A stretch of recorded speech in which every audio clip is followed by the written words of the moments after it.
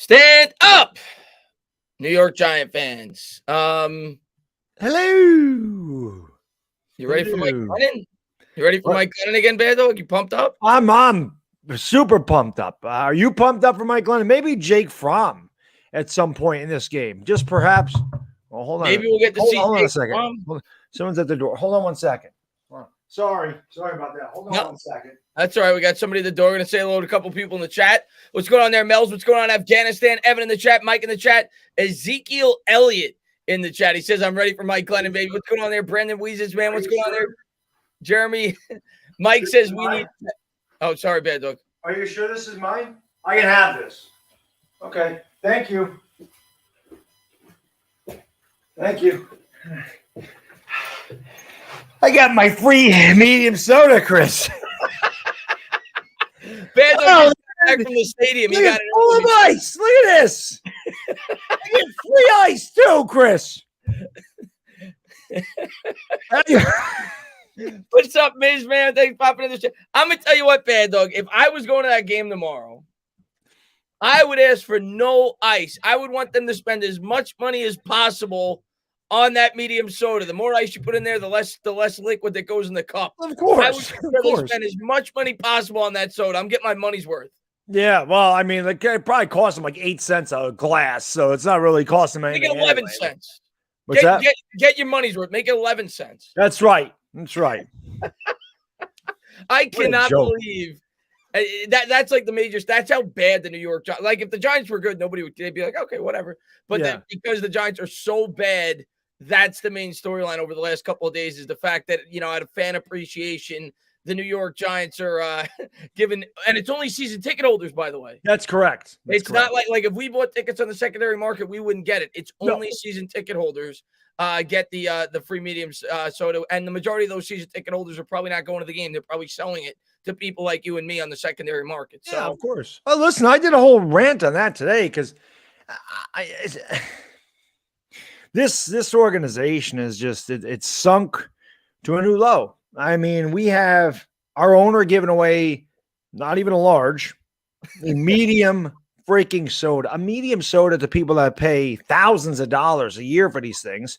Just for the PSLs alone, it's a fortune.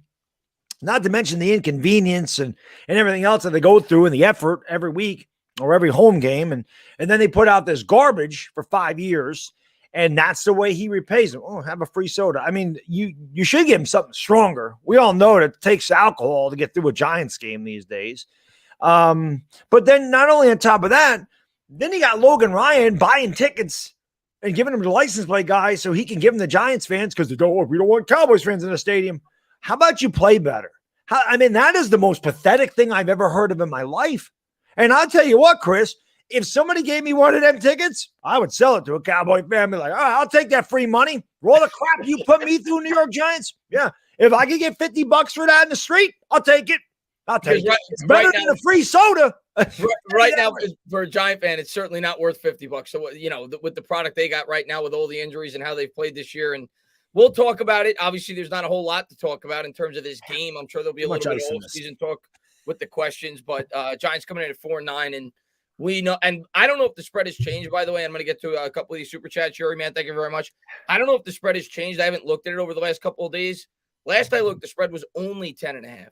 And I know we're at home, but with the players that we got going out there, I'm going to be honest with you, Bad Dog. I think at least 14 to 17 points we're losing this game, and I hope I'm wrong. But 10.5, and maybe it's changed, but I don't think that was like 2 days ago. Seems too low to me, to be honest with you. Is that for the game or for the first quarter? It's for the game. Oh, geez. Maybe Giants fans can make some money tomorrow. Because last week, I think it was like 9.5, and I thought it was too low. Yeah. And now it's 10.5 against Dallas. I know we're at home, but I'm sure that Joe Judge will be pleased either way. I'm sure he will be extremely excited and talk about the building blocks. And he saw a lot of good things. He was very encouraged by the performance. And you don't see what's going on in that locker room. We know what's going on in the locker room. That's the other thing I ranted about. I'm talking about the locker room. Do you care what goes on in the locker room? Anybody in the chat, do you give a damn? Do we pay money or sit in front of our television sets for 3.5 hours on a Sunday so we know what's going on in the locker room. Pretty sure all we care about is what happens on the field. There ain't much happening on the field for the New York Giants, except taking a couple of ass whoopings every week. So I don't care about the damn locker room. I'd rather have a locker room in complete dissension and they produce on the field as opposed to kumbaya in the toilets and in the showers and garbage on the field. I don't want that. I don't care about the locker room. I'm not in there. I don't care about it. I'm with you, man. I think I'll talk a little bit about the culture in a second and get to a couple of these, but I'm with you, man. I think here's what I'll say. In 2018, I think a lot of us were buying into the culture because it was a mess. They completely quit on Ben McAdoo, but you could only sell that for so long. Yeah. Eventually, you need to start to see results, and I think as fans, we're fed up. And, we'll talk about the direction of this team going forward, I'm sure, throughout the stream. Yuri, man, thank you very much, man. If only we had the Colts O-line. Well, the Colts offensive line is ridiculous, which is why I've talked about Ed Dodds. If they were going to bring in an outsider as a guy that I'd want to bring in, the assistant GM from the Colts. Yeah, their offensive line is ridiculous. Last I checked, they were up 20-0 on the Patriots. And I said it on the stream the other day. Somebody asked me, who's your top three teams in the AFC? I had the Colts number 3. I love the way that their team's built, and I think they have a shot to do some damage in the playoffs. Benjamin, man, thank you very much, man. Saw the new Spider-Man movie, and it's fantastic. I saw your brother review it, and I absolutely disagree with his opinion. Let's find you a new Greg. Blank AP. Well, that's just my brother. And yeah, we did our first new movie review on the channel, and we did that. We both saw it. We both loved it, but he's a little bit more critical when it comes to movies than I am. I absolutely loved it. I thought it was the best Spider-Man movie that they've made so far to date. And I can't wait to see The Matrix. That comes out in a couple of days, so we're going to review that as well. But Spider-Man was awesome. I know you're not really into those movies, Baddog, but Spider-Man was awesome. I watch a horror film, a horror comedy every Sunday, so I really don't need to watch any films. I don't know. I don't remember last time watching a new movie, to be honest with you. It's hard to find time. So Halloween, that was but I didn't go to the movie theater for that. I have not that you have to. I have what is it, Peacock? I streamed it on Peacock. Oh, it was on Peacock. Oh, okay. Yeah, I bought Peacock for the NBA, not the NBA, the Olympic basketball. I was going to get rid of it, but I found out I could stream Everybody Loves Raymond, which is one of my favorite shows. And I found there's a lot of other good shows. And I was like, oh, they can stream. So I just decided to keep it. It's $5 a month. It ain't really a big deal. So I just was like, you know what? I'll keep that. And then I noticed they were streaming. I was like, nice. So, yeah, But yeah, I don't know, man. The movies I go to see are I think the last one I went to see was you told me you saw a comedy, right? Didn't you tell me you saw a comedy? You saw the one where they go to Vegas. The Hangover. Oh, no. The newest movie I saw was Paw Patrol. That's what happens when you have a 4-year-old. You go see Paw Patrol. There you go. Donovan, man, he says Spider-Man No Way Home equals cinematic masterpiece. Well, yeah, Donovan, I freaking loved it, man. Start to finish. There's a couple of things I guess you could complain about, but overall, Spider-Man was definitely worth the anticipation. I think it was the best movie, at least, that I've seen so far this year.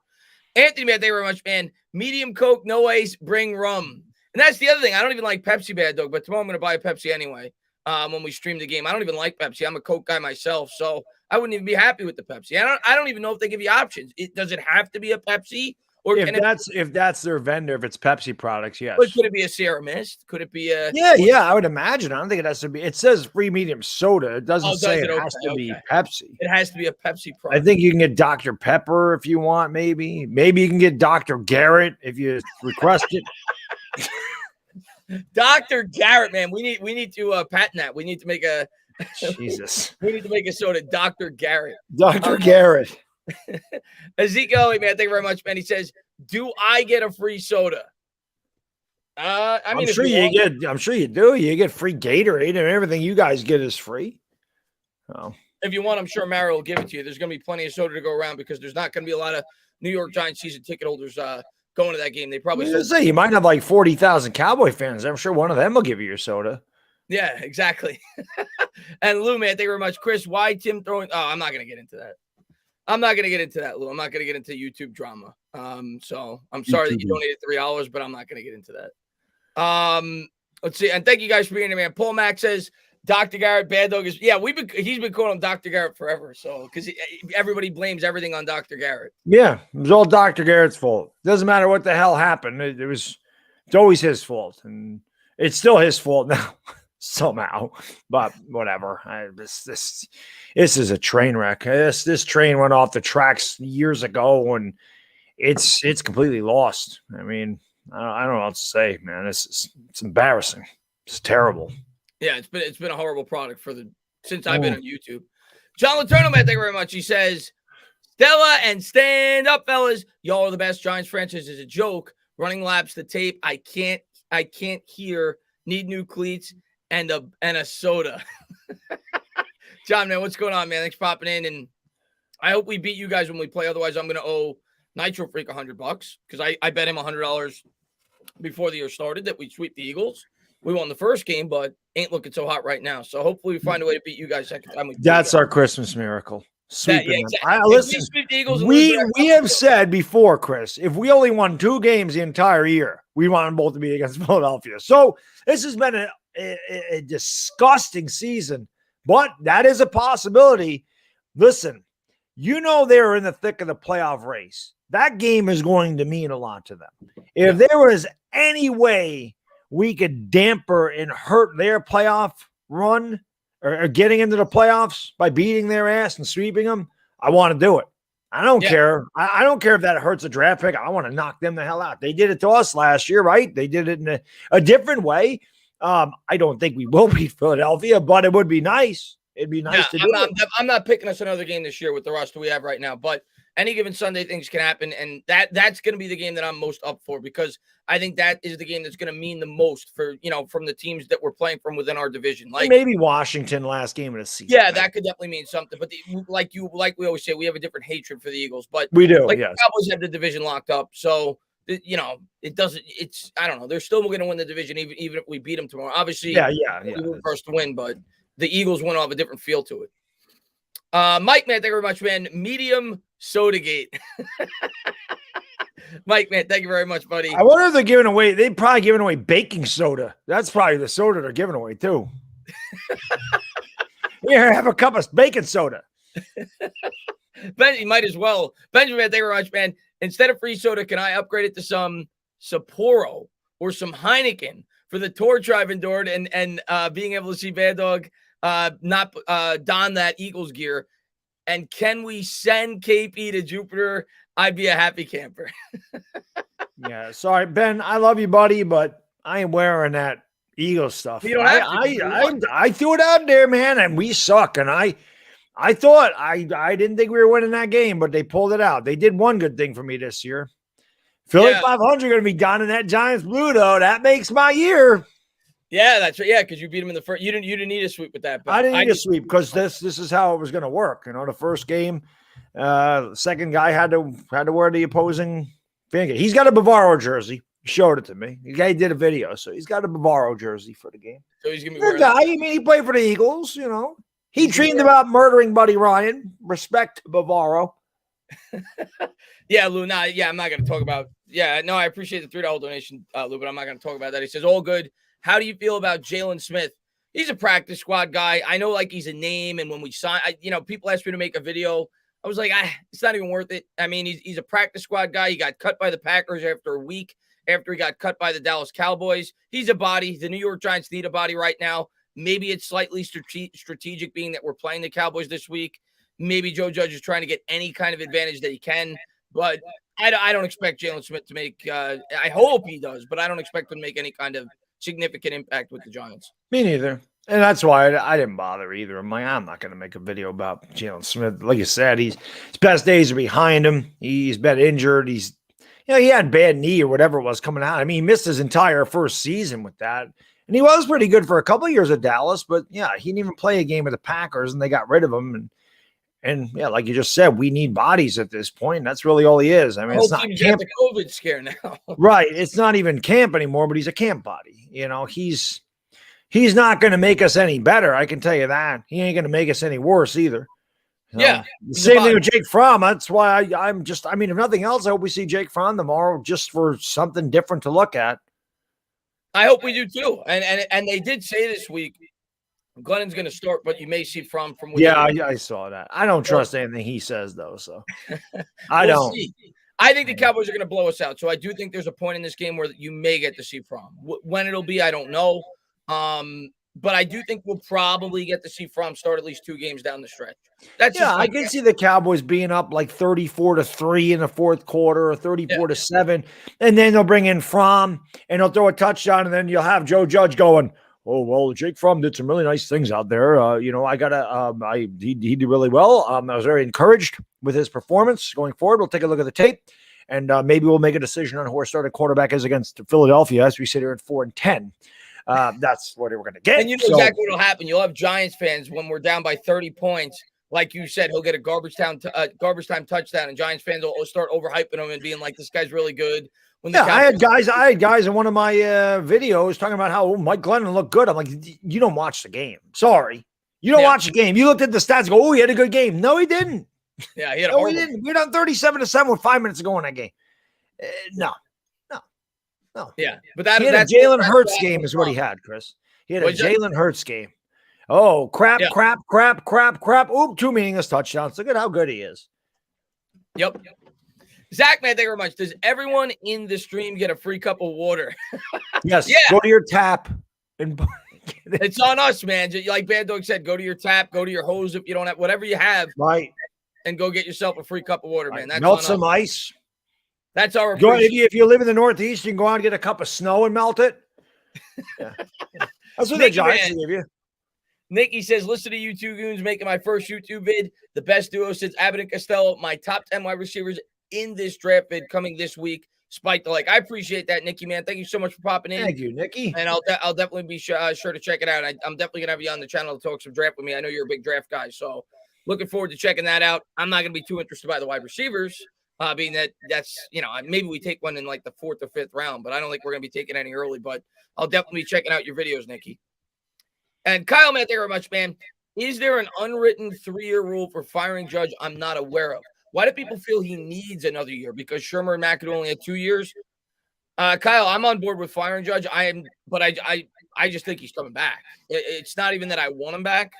I'm not going to flip out if he comes back. Like, I'll understand the reason, even though I do disagree with it as a fan. You're not always going to get your way. But I want him fired. I think it's a mistake to fire Gettleman and not fire Judge because it's going to prohibit you from bringing in the best GM. But I am fully prepared and expect the New York Giants to do what they've done over the last 2 times they've had the opportunity to blow it up. They're going to go half and half. I think they're going to fire Gettleman, and I think they're going to hire a GM either from within the staff or they're going to bring in somebody to fit around Joe Judge. That's what I expect, and that's what I think will happen. And that's not how you're successful. Yep. If you're building a house and your foundation is extremely weak, and you get halfway done with the house and you only tear above ground out, start building the house again on the same weak foundation, the house is going to continue to be weak. You got to dig up that foundation and build a new one. And the Giants haven't done that in 5 years, which is why they continue to go through all these cycles, even though everything changes beneath the owner and the results are the same every year. Every year, this is the same thing because they don't know what they're doing. Now, I've already decided 2022 is a throwaway year. I've already decided that. And if the Giants are smart, they've also decided that. You know why? You can get really good draft picks. You're going to have 2 top 10 draft picks this year. You really can build for the future this year. But you're going to be stuck with all these people that you have because you have no cap space. You really can't maneuver a lot of these players around. You're going to be stuck with a lot of what you got. So, you might, like you said, you might as well keep Dave Gettleman or just promote Kevin Abrams and let Joe Judge and let them go down the ship in 2022. And then when you have all the cap space in 2023 and you can get your quarterback and you can make the maneuvers, then you let the new GM come in and do what he's supposed to. That would be the smart thing to do. Now, we all know that our owner isn't really too bright. So who knows? At that point, Baddog, it would be a better situation for an incoming GM too. It would be a more attractive job. Because like you said, the cap situation would be much better. It would be a more attractive job for somebody to take. I don't know what they're going to do. But I think in my heart, they're going to keep Judge. I think they're going to move on from Gettleman.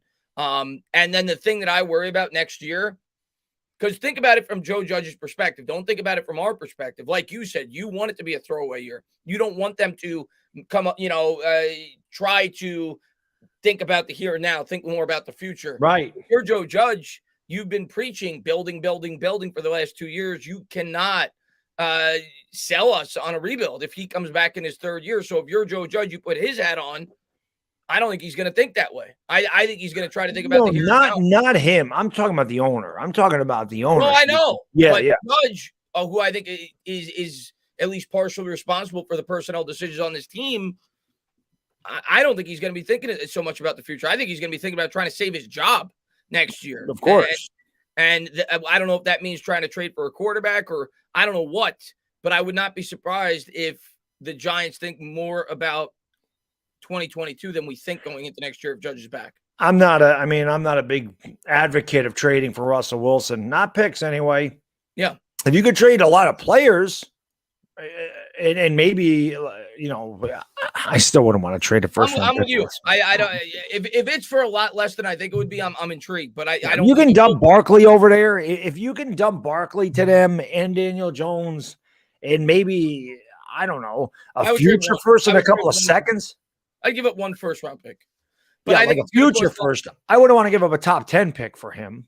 Yeah, I think it's going to cost more than that anyway. I think it's I do too. I'm just saying that's the only way I would consider it. I'm not giving up 2 top 10 picks.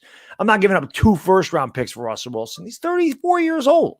Yeah. And he's making $35-40 million. Right. No. So I'd rather have Deshaun Watson. He's younger. He's coming into his prime. I don't know what's going on with his situation, but if everything cleared out, I'd rather have that guy. Yeah. I'm more long-term thinking like you, but some tells me if Judge is back and they bring in a GM to work with Judge is not stupid. If the team goes out there and wins 5 or 6 games again next year, he knows he's gone. There's no way. Like this year, you could use Gettleman as the punching bag. Once Gettleman's gone, if the team doesn't show any progress, somebody's going to lose their job. I've been saying it. Joe can keep throwing them bodies under the bus, and it's just going to slow the bus down. But that bus is going to run his ass over eventually.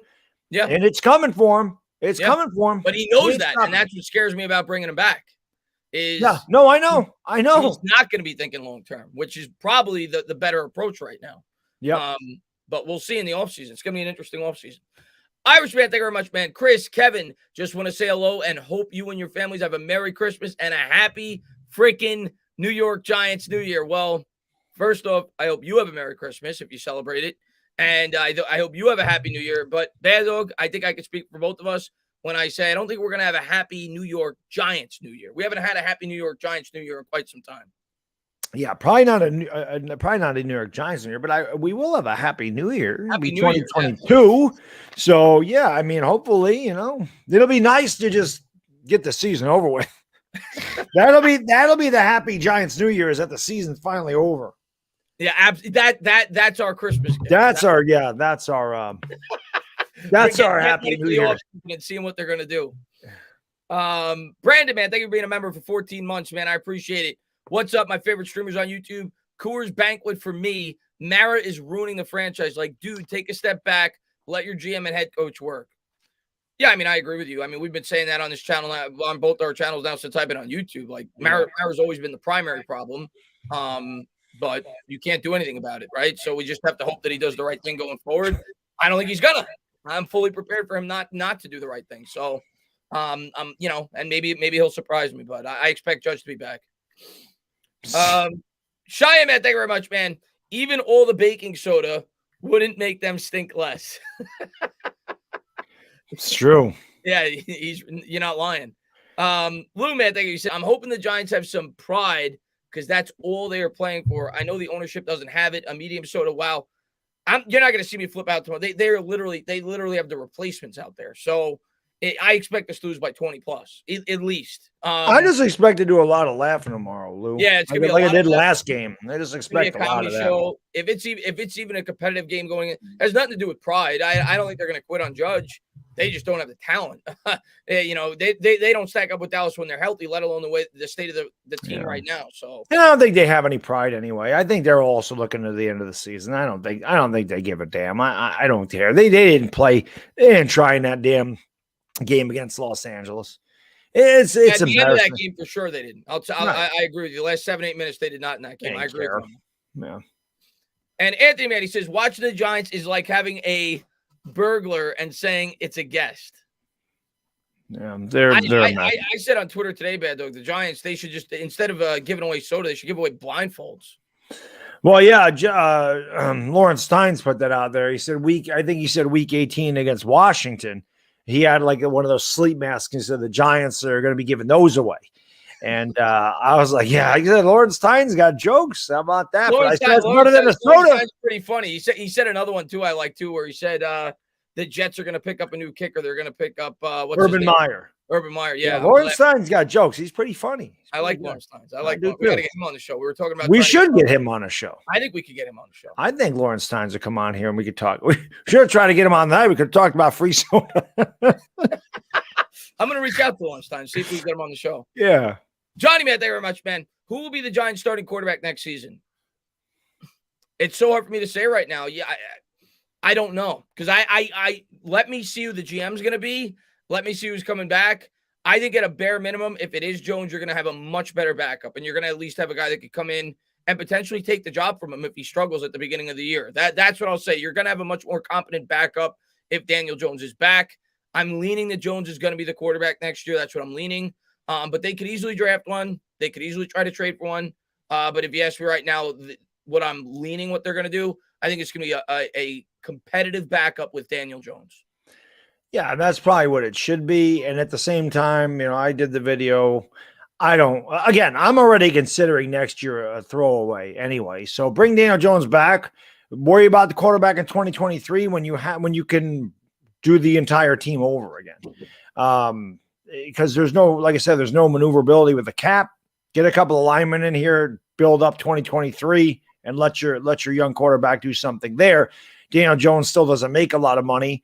I mean, he does as a 6th overall pick, but not compared to what, a decent, like a Russell Wilson or any of those guys. Or if you're picking 7th again, or you're picking 6th and you give that quarterback, if you're picking a quarterback 6th overall, you're going to pay him the same money you're paying Daniel Jones. Don't even bother.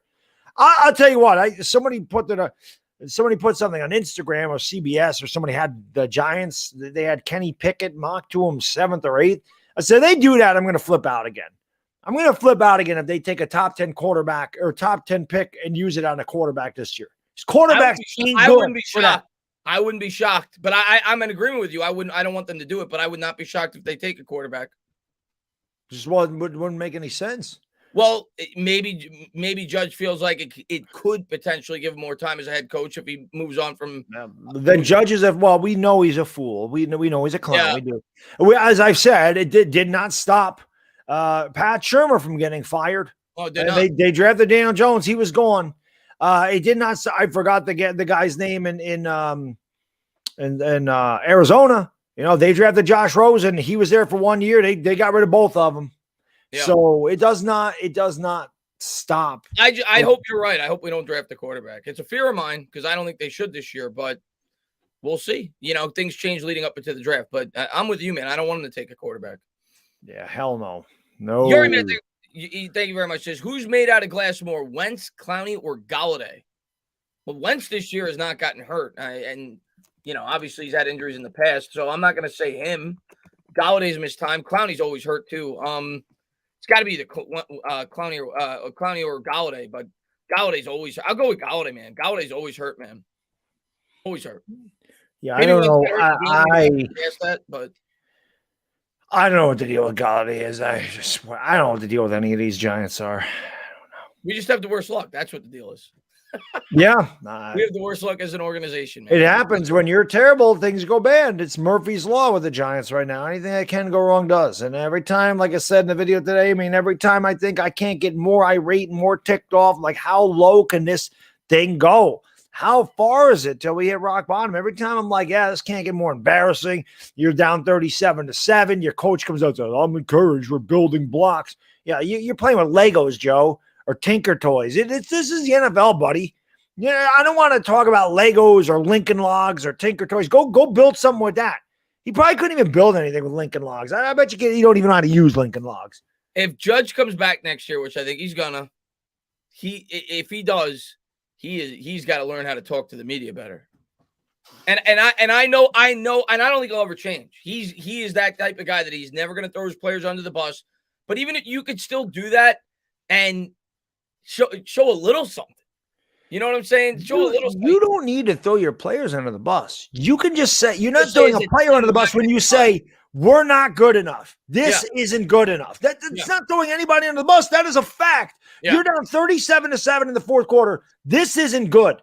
We have to do better. I have to do better. My coordinator's got to do better. The players got to do better. We all have to do better as a team. You're not throwing anyone under the bus. You could say it as a team. Yeah, you don't need to go Daniel Jones stinks. Yeah. Or Evan Ingram can't catch. Or Darius Slayton's trash. You don't need to do that. Well, that's for me to do. Okay? That's not for him to do. But you can go, this isn't good. This is not good enough. Yeah. Jim Moritz style. But Joe Judge does throw people under the bus. He does. It's just not players. It's his coaches. Yeah, when I say that, I mean players. Yeah.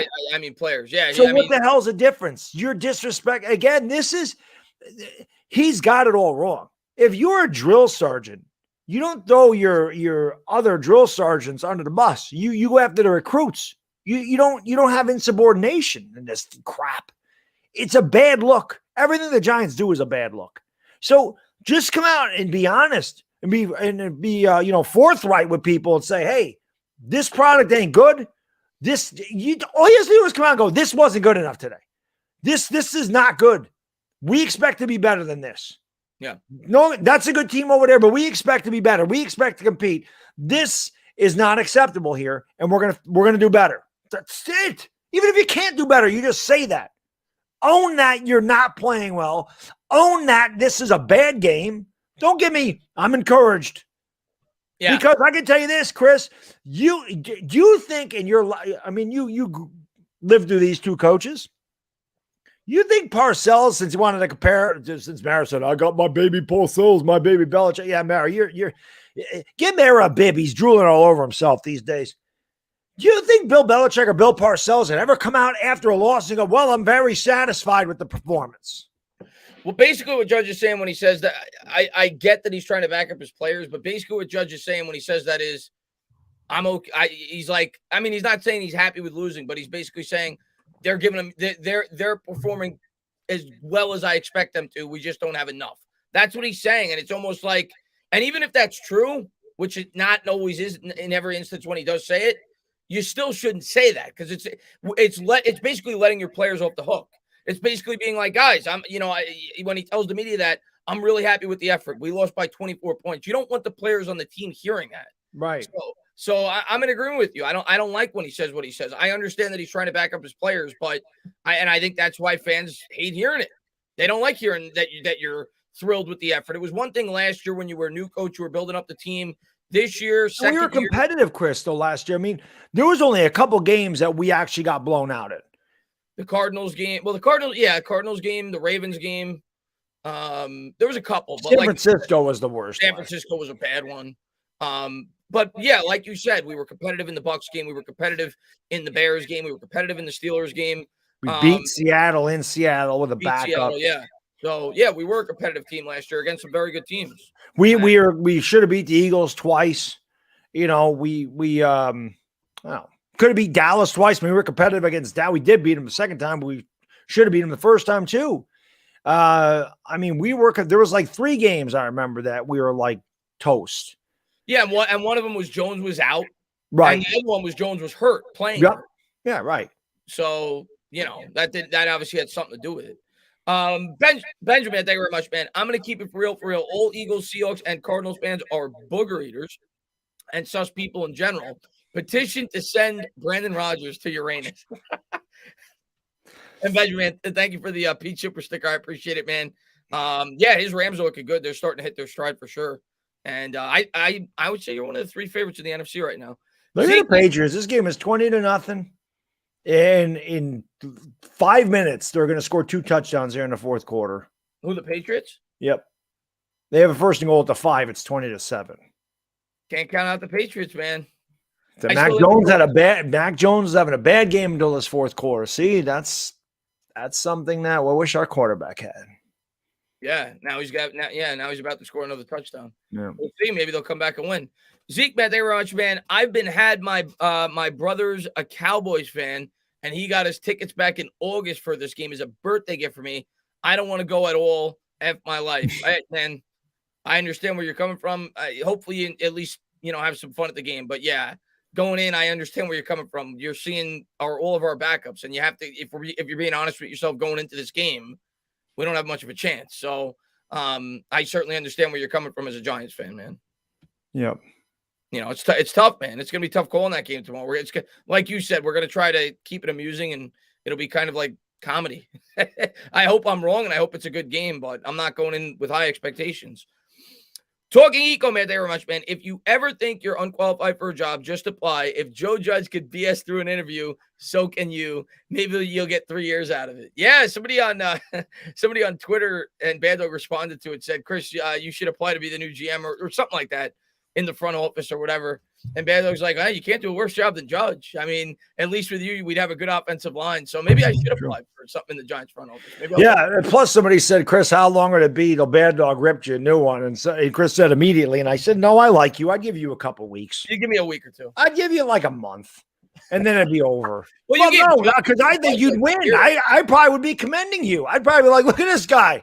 They picked him up out of Long Island. This guy knows more than the damn GMs we've had here in the last 10 years. And I'd be like, yo, Chris, can you hook me up with something? Let me be the Coke. Let me be the Pepsi vendor, man. I was about to say, I'd get you I would give you, Baddog, a free medium Pepsi for every game. It wouldn't just be one. I'd give you a free medium Pepsi for every Giants home game, not the road. What a guy. This is why I like you. This is why I love working with you. See how generous? A free every game. Every home game. Home game. Yes. I can't control the road games, but I know. I have to pay for my own. And maybe that'll attract some free agents to us next year. They'll see how well that Mara treats the fans. It's a great organization. He sees that he's giving out sodas to everybody. Maybe that'll attract some free agents to come to the New York Giants. We'll see. Yeah, I'm sure they're chomping at the bit to get their medium soda. Yeah. I wonder if the Giants locker room, I wonder if the showers even have hot water in there with John Mara. I'm not sure. Maybe not. What's up, Bobby? He says, where's Tane at? I'm right here. Talking Eco says, if you ever think you're unqualified. Oh, I already read that. I'm sorry. Zachary says, Joe Judge may want to draft the quarterback this year from a job security perspective. Yeah, that's kind of what I was saying earlier. Telling Mary he needs at least 3 years with this guy. Go Giants, beat Dallas. I don't think. Here's what I'm going to say. Maybe it buys him another year. There's no way we're going to know that. Maybe it does. Maybe it doesn't. If he does draft the quarterback, there's no way it's buying him 3. And if the Giants draft the quarterback in this year's draft, it's why I don't think they're gonna. Because Joe Judge knows his ass is on the line if he comes back regardless. He's the next guy that's standing on the firing line if he comes back, if Dave Gettleman gets replaced. And if the Giants win 4 or 5 games with a rookie quarterback, Mara's going to have his hands tied. He's going to have to fire him. So it's why if you ask me, do I think? I'm going to say no. I don't think they will draft the quarterback because if he drafts a quarterback, they're not going to win a lot of games next year. I mean, look around the league this year with all the rookie quarterbacks that came in. And like we've said all along, and like most people are saying, it's not the richest quarterback draft class to begin with. So definitely not. If Judge is, I would say it's more probable if we fire Judge that we draft the quarterback than if he stays. Right, because then you have a new GM and you have a new coach, and the GM talk to coach, say, hey, do you like any of these players? And listen, I've said this before, if there's a way for us to trade back into the 20s with a team like Pittsburgh or somebody that really wants to go up, say Pittsburgh wants to go up and get Kenny Pickett. Yeah. Say they do. He plays at Pitt. Maybe Pittsburgh wants it. If they want to go up there and give us a couple of first-round picks, if they want to give us their first-round pick next year and this year, and then a couple of seconds or something to move up that much, or maybe they give us 3 first-round picks. Maybe they give us 2 futures and they're one this year, because that going up from where, say Pittsburgh is picking 22nd and we're picking 7th, that's 50. You're giving up a lot for that. So if we're picking a quarterback at 22nd and we've gotten future draft capital, I can live with that. Yeah. What I can't live with is taking one of these top 10 picks and taking a quarterback when you have no freaking offensive line. And it's not going to make any sense. The quarterback's going to struggle. Just like everybody's like, Daniel Jones has no line. Daniel Jones has no offensive line. We got to get a new quarterback. But if you think that the problem is the offensive line, how the hell is a Kenny Pickett going to come in here and make it better if he's got the same problems Daniel Jones does? He's not. You see what Trevor Lawrence is doing in Jacksonville. You see what Zach Wilson's doing with the Jets. You see what all these guys are doing this year. Outside of Mac Jones. The best thing with Trevor Lawrence, Chris, is they fired Urban Meyer. That guy was going to kill his career. I said at the beginning, and I said there's no way Urban Meyer gets it through a year in Jacksonville. That guy's a train wreck. I knew he was not getting such a bad hire. It was terrible. It was terrible. So I think I have hope for Trevor Lawrence now. Oh, Trevor Lawrence is going to be good. All you got to do is watch the game. I don't care about the stats. You watch Trevor Lawrence play. I've seen a couple of Jaguar games on prime time this year. He's got talent. He's going to be good. Yeah. It's just Zach Wilson, I'm sorry, buddy. You're a Jet. It ain't going to matter what happens. And we're right in the same boat. We're right in the same boat with the Jets. So we have the quarterback. It's going to be the same thing. It's the same thing. It's a disaster. It really is. Got to fix the team. Avery, Matt, thank you very much. Merry Christmas, fellas. We have been making the same mistake since we fired Coughlin, not Reese. I don't see us being good until we get Arch. Well, I hope that's not the case because that's like 2026. Yeah, it's a long ways out. Or 2025. And there's no way, who knows where he's going to get drafted. But if he's the number 1 overall pick, there's no guarantees we're going to have that pick anyway. So Don't bank on that. Don't bank on Arch Manning being a Giant and him being the savior. It would be a cool story, obviously replacing Eli. But I'm not going to expect that. And I want this team to be much better before then. I'll tell you that right now. I'm hoping they could get this in gear in a couple of years, but got a lot of holes to fill. It might be 3 years. Who knows? It might be 20 years. I mean, we said 3 years when we first started doing the show, and that blew up in our faces this year. Yep, it did. I'm not putting any timelines going forward until such time I start to see some stability with this team. And all I hope is they start building the trenches, man, like I've said since I've started on YouTube, and hopefully they use this offseason to start that up. Yep. Anthony, Matt, thank you very much, man. Can you name 5 players to build off on this team? Somebody, I don't know if it was you, Anthony. Somebody asked me that in a prior stream on another channel, I think. Andrew Thomas. For sure. Xavier McKinney. For sure. Azeez Ojulari. Yeah. I'm not completely sold on Azeez, but yes, I'd put him on the top 5. I don't know what Kadarius Toney. All right, I'll give you the 5. I'm not saying that these guys are guaranteed building blocks, but the 5 most likely on this team right now, the 3 you just mentioned, I'll throw Aaron Robinson in there. He's young. I think he's got potential. I think he's got talent. I've liked what I've seen out of him. He may be able to play on the outside, certainly capable in the slot. And I will say, you said, I'll say Tony. If he can stay healthy, I'll say Tony. I think those would be our 5 building blocks. Maybe Adoree Jackson. He's still young. He's played well for the Giants this year if you give him an extension. But yeah, I would say those 5. I would say Aaron Robinson, Andrew Thomas, Kadarius Toney. One more, Graham Gano. Graham Gano, yeah. There you go, Graham Gano. And whoever we would get to replace Riley Dixon when we draft the punter this year. But, yes, listen, I heard that Graham Gano is actually getting a large soda for being the Giants' most valuable player. Yeah. That's what they win. They win a large soda. He deserves a large beer. And he can pick whatever he wants. If he wants Coca-Cola, he can have that. So that's how they treat their players here in New York. You're the team MVP, free big soda of your choice. If you're listening, free agents this year, we treat you well here. Alvin, man, thank you very much, man. Did you hear the rumor a GM candidate said he wouldn't take the Giant job? Yeah, I did. I forgot. I think it was on a podcast. The bleeding. I don't remember the name of it, but yes, I saw the audio on Twitter. I forgot which one it was, but regardless, yeah, I think it was coming from a credible source. I'm not. I mean, I could tell you that right now, Albin. There's going to be plenty of GM candidates that are not going to take this job if they're told that Joe Judge has to be that's not news to me. Like, that's common knowledge. Like, if you keep Joe Judge, you're limiting yourself to maybe 7 or 8 candidates. That's it. Which is the problem that we've run into, Chris, is that you are forcing the GM should not be given stuff. The GM's job is to bring in his own people. From the coaching staff to the players, it's his job to build his team. It's not his job to come in and go, Mara's like, you're keeping the quarterback, you're keeping the head coach, you're going to keep this guy, you're going to keep that guy, and then you can do what you want. You're going to hand in on your draft picks, you're going to work with this, and you're going to do that.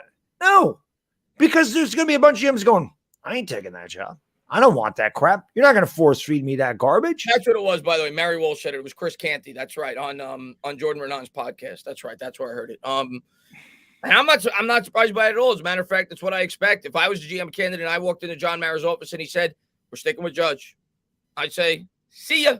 I'll wait for a better job. I ain't taking this one." You're not. I'll be honest. I might still take the GM job at the Giants. It's better than a job. And then the other thing, Bad Dog, is even if you get an outsider to take the job, it's going to be somebody who's desperate. Because anybody that's thinking logically, because you're not going to just hire a guy off the street, it's going to be somebody that has a role in an organization right now. Right. Anybody that's thinking logically, they'll be like, "Well, I'll just wait till I get an opportunity to pick my coach somewhere else. I'm not going to step into this job and be told what to do with my head coach to start out." So you're going to basically scare off anybody that doesn't have ties to Joe Judge or somebody that's from within the organization. Yeah. Unless you're maybe a guy like Louis Riddick, who's desperate to get a job, being that he worked for ESPN and he's really wanted this job in the past. I really don't want Louis Riddick. I'm sorry. His draft. Yeah. Dwayne Haskins. Yeah, that's what would happen. We get Louis Riddick, and the dude would take Malik Willis 6. That's the type of thing that would happen. Yeah.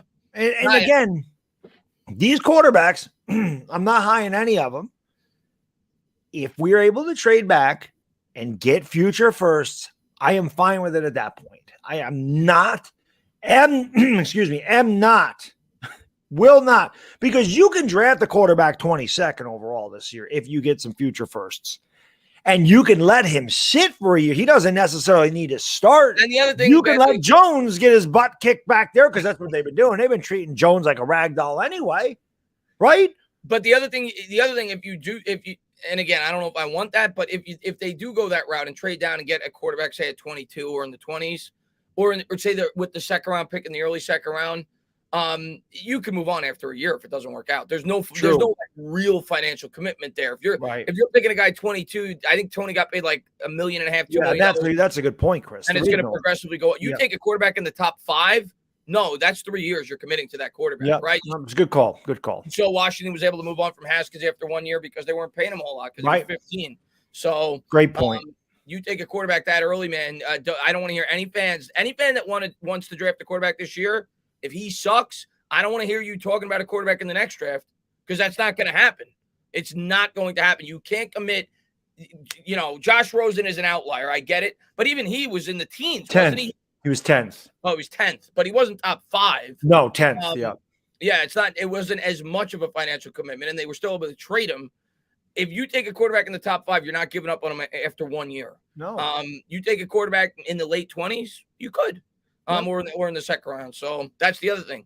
John, man, thank you very much, man. I have love for you all, but I hope the Giants go 53 years of stinking it up. We all know Hurts can't throw. Why would Sirianni not use Minshew? I agree with you, John. I said that. I've been saying that for weeks with the Eagles. And when he finally got his opportunity, granted it was against the Jets. Let's be real. Like, the Jets are not good. But he looked good in the game. I think he threw 2 touchdowns, 250 yards. I thought they'd stick with Minshew. I don't know why they're going back to Hurts, to be honest with you. And I know Hurts has had some decent games this year, but I think Minshew's the better quarterback. I think that you guys should stick with him and see what he can do the rest of the year, so you can potentially evaluate whether or not you need to draft a quarterback in next year's draft. Yeah. Oh, listen, my feelings on Hurts since before the draft, was not high on Jalen Hurts. And I do believe, because I asked LB this, but I do believe, I said, and I mentioned last week, if Philadelphia struggles on Tuesday and they're down at the half, don't be surprised if Gardner Minshew's in there. I mean, listen, look at Jalen Hurts could not figure out our defense. And look at what Justin Herbert did to our defense. And how bad does that hurt Giants fans to watch that kid with 61 touchdowns in 2 years and be like, we got no offensive line, man. Their offensive line ain't any good either. Their offensive line was terrible last year. Yeah. Dude still threw 30 touchdowns. Justin Herbert's a stud. Come on, man. Look at the talent. The offensive line, fine. Watch them throw. Watch their skills. Watch the way they play. Just watch what they do. Baddog, you know how much I love Aaron Rodgers.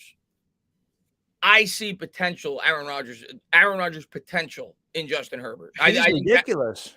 That's how much upside I think that when we first started this show, that was the guy we pandered for. Yeah, well, I think my heart would have taken him. I really do. Gettleman. I think we would have taken him too. That was Gettleman's guy. You remember they were scouting him for months leading up to the draft. I think they would have taken him too. I think he would have been a Giant. And who knows? Who knows what it would have been? Would have been better. Justin Herbert's an elite quarterback. Yeah, well, I know. I'm just saying we might have actually been pretty good. Because a quarterback like that can pick up an entire team. You're not losing to Atlanta 20-17 or whatever the game was. You're not losing to Kansas City 20-17. We're winning those games 30-20. We're scoring 30 points with Justin Herbert. We're not struggling to get 7. I can tell you that. No, listen, there's no argument there. We definitely have, I think you agree with me. Our primary problem is definitely the line. But when you have a quarterback like Herbert, it improves your deficiencies. It also can help your line. A quarterback can help its offensive line too. When you have a guy of that magnitude. Right.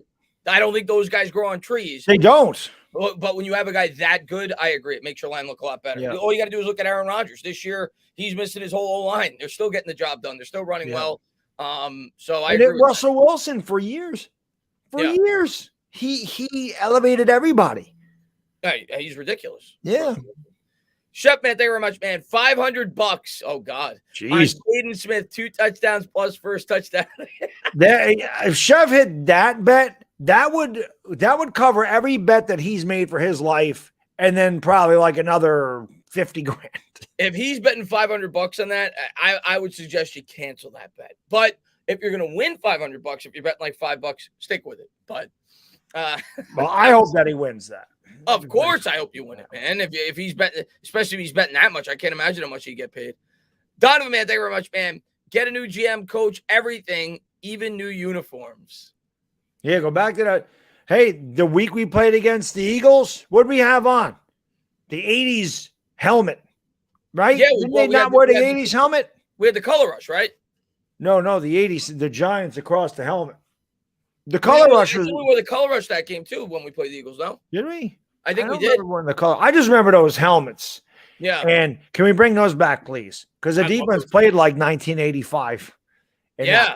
Good call. Let's make that. Remember, they gave up a lot of rushing yards, but whatever. We had 3 interceptions, almost like 6. Yeah. Well, and Hurts definitely helped us out, but he stinks. I mean, you know. Donovan, thank you very much, man. Oh, I already read that. Irish Rover says, reminds me of George Costanza from Seinfeld getting a job with the New York Yankees. Maybe Joe Judge is a Seinfeld fan. I think Costanza would be a better head coach. To be honest. I mean, listen, when Costanza was going through his abstinence, you saw how well he hit the ball over the park. Yeah. You guys got to do better. Costanza tells them they got to do better after winning the World Series. Because Bernie's like, we won the World Series last year, and Costanza goes, in 6 games. And then they end up sweeping the Padres a couple years later. So, see, Costanza knew what the hell he was talking about. Costanza's better than Judge. Speaking of Costanza with the Yankees, what did you think of Showalter coming to the Mets? What do you think of that hire? I think it's interesting. I know a lot of Yankee fans are talking about bringing Buck Showalter back. I really don't know, because Buck is an older, obviously he's an older he's more coach or a manager. But I like we'll see how it goes. Listen, like as a Yankee fan, and I can speak to this too, because again, by the way, you guys had mentioned the intro that I have. Pete Simonetti did that for me. He's the man. So I plan on working with Pete a lot during the year, hopefully with the Yankees, but he discussed it. I've discussed a lot of Yankee fans are jealous of the Mets right now. This is probably what we were talking about, how it's probably what Mets fans felt for so many years, where the Yankees kept going out and spending the money, bringing every big name guy in there. We're probably like, that's why Mets fans hate the Yankees. Now, I don't hate the Mets. I commend the Mets for going out and getting Scherzer and getting Lindor and paying all this damn money. If you got it, use it. There's no salary cap. Go for it. Yeah. So we'll see how Showalter does. Again, it's a different day. So these players are definitely more rah-rah, flipping the bat, staring at the ball, dancing on the field. Buck Showalter's kind of a no-nonsense, don't do that crap, don't show up the other team. He's that old-school baseball mentality. So it'll be interesting to see how that dynamic works. But Buck is a smart baseball guy. So it'll be interesting, but I don't hate the hire. I don't hate it. Yeah, I like the hire. He's not, and I know you hate analytic guys. He's definitely not that. No, he's not that. I like the hire. We'll see how it works out, but I'm excited as a Mets fan with the active. Yeah, I think Boone takes analytics of how much he picks his nose during the game, how far he gets a finger up there, if he uses what finger he uses, which nostril he's going after. He probably has charts on that. Idiot. Lou, thank you very much, man. How would you feel if you had either Josh Rosen or Mike White as your quarterback next? I'd hate it. I think both of them just need a fair chance. I'm going to disagree, Lou. I can tell you, Lou, they wouldn't have a fair chance in this squad. Exactly. Even if they came, like I've had a lot of people in my streams, Baddog, tell me, "Oh, we got to get Teddy Bridgewater. Teddy Bridgewater would give I just need a better product at the quarterback." One, even if you feel Bridgewater's better than Jones, which maybe he is. If he is, he's slightly better, but he might be better. I don't think he's significantly better. We're not going to the Super Bowl or probably even the playoffs with Teddy Bridgewater. Right. But what I'll say about that is, why would Teddy Bridgewater want to voluntarily sign with the New York Giants? If you're Teddy Bridgewater, you're playing to try to get another 3 or 4 year contract. Wouldn't you rather look for a better situation like he did when he went to the Saints to step into and get an opportunity to show that you can post numbers. Teddy Bridgewater is smart enough to know if he comes to the Giants, he's going to suck. He might get killed. Yeah, he might get killed. So you also got to factor in why would a guy like that want to voluntarily come and sign here? Yeah. The other thing is, Lewis, I thought that Josh Rosen should come in here. I said, why not? Why not give Daniel Jones? Maybe it does give Daniel Jones a little competitiveness or whatever, but it just turns out Josh Rosen's just really bad. He's just really bad. He's like Jake Fromm. That's really what this is. I don't know much about Mike White. I know he had that one good game with the Jets, but I don't think either one of those guys are going to succeed anywhere. They could have the greatest teams. They could be the quarterback of Dallas, and I don't think that they're going to win 9 games there. I just don't think either one of those quarterbacks are very good, but I don't know much about Mike White. I don't think Josh Rosen will ever be good. Yeah, I mean, maybe he will, maybe he won't, but I know a lot of Giants fans were calling for Rosen this offseason. Rosen is what he is. I think he's done at this point. And like we said on that during that draft year, we would have known part of him before we knew how. Right, I didn't want him. Yes, definitely because we didn't feel like he fit the New York market. Right. So I'm not a fan of either one of those. J-Man, thank you very much, man. I became a Giants fan watching Y.A. Tittle and company in the original Yankee Stadium. Seen all the ups and downs. This is the worst it's ever been, top to bottom. Heard that a lot. I said I was going to shout him out, by the way. I was on his podcast. Go check him out. Still Knicks fans, man. Great subscriber of mine. Got to meet him in person. Did an interview with mine. So definitely, if you get an opportunity, check his channel out.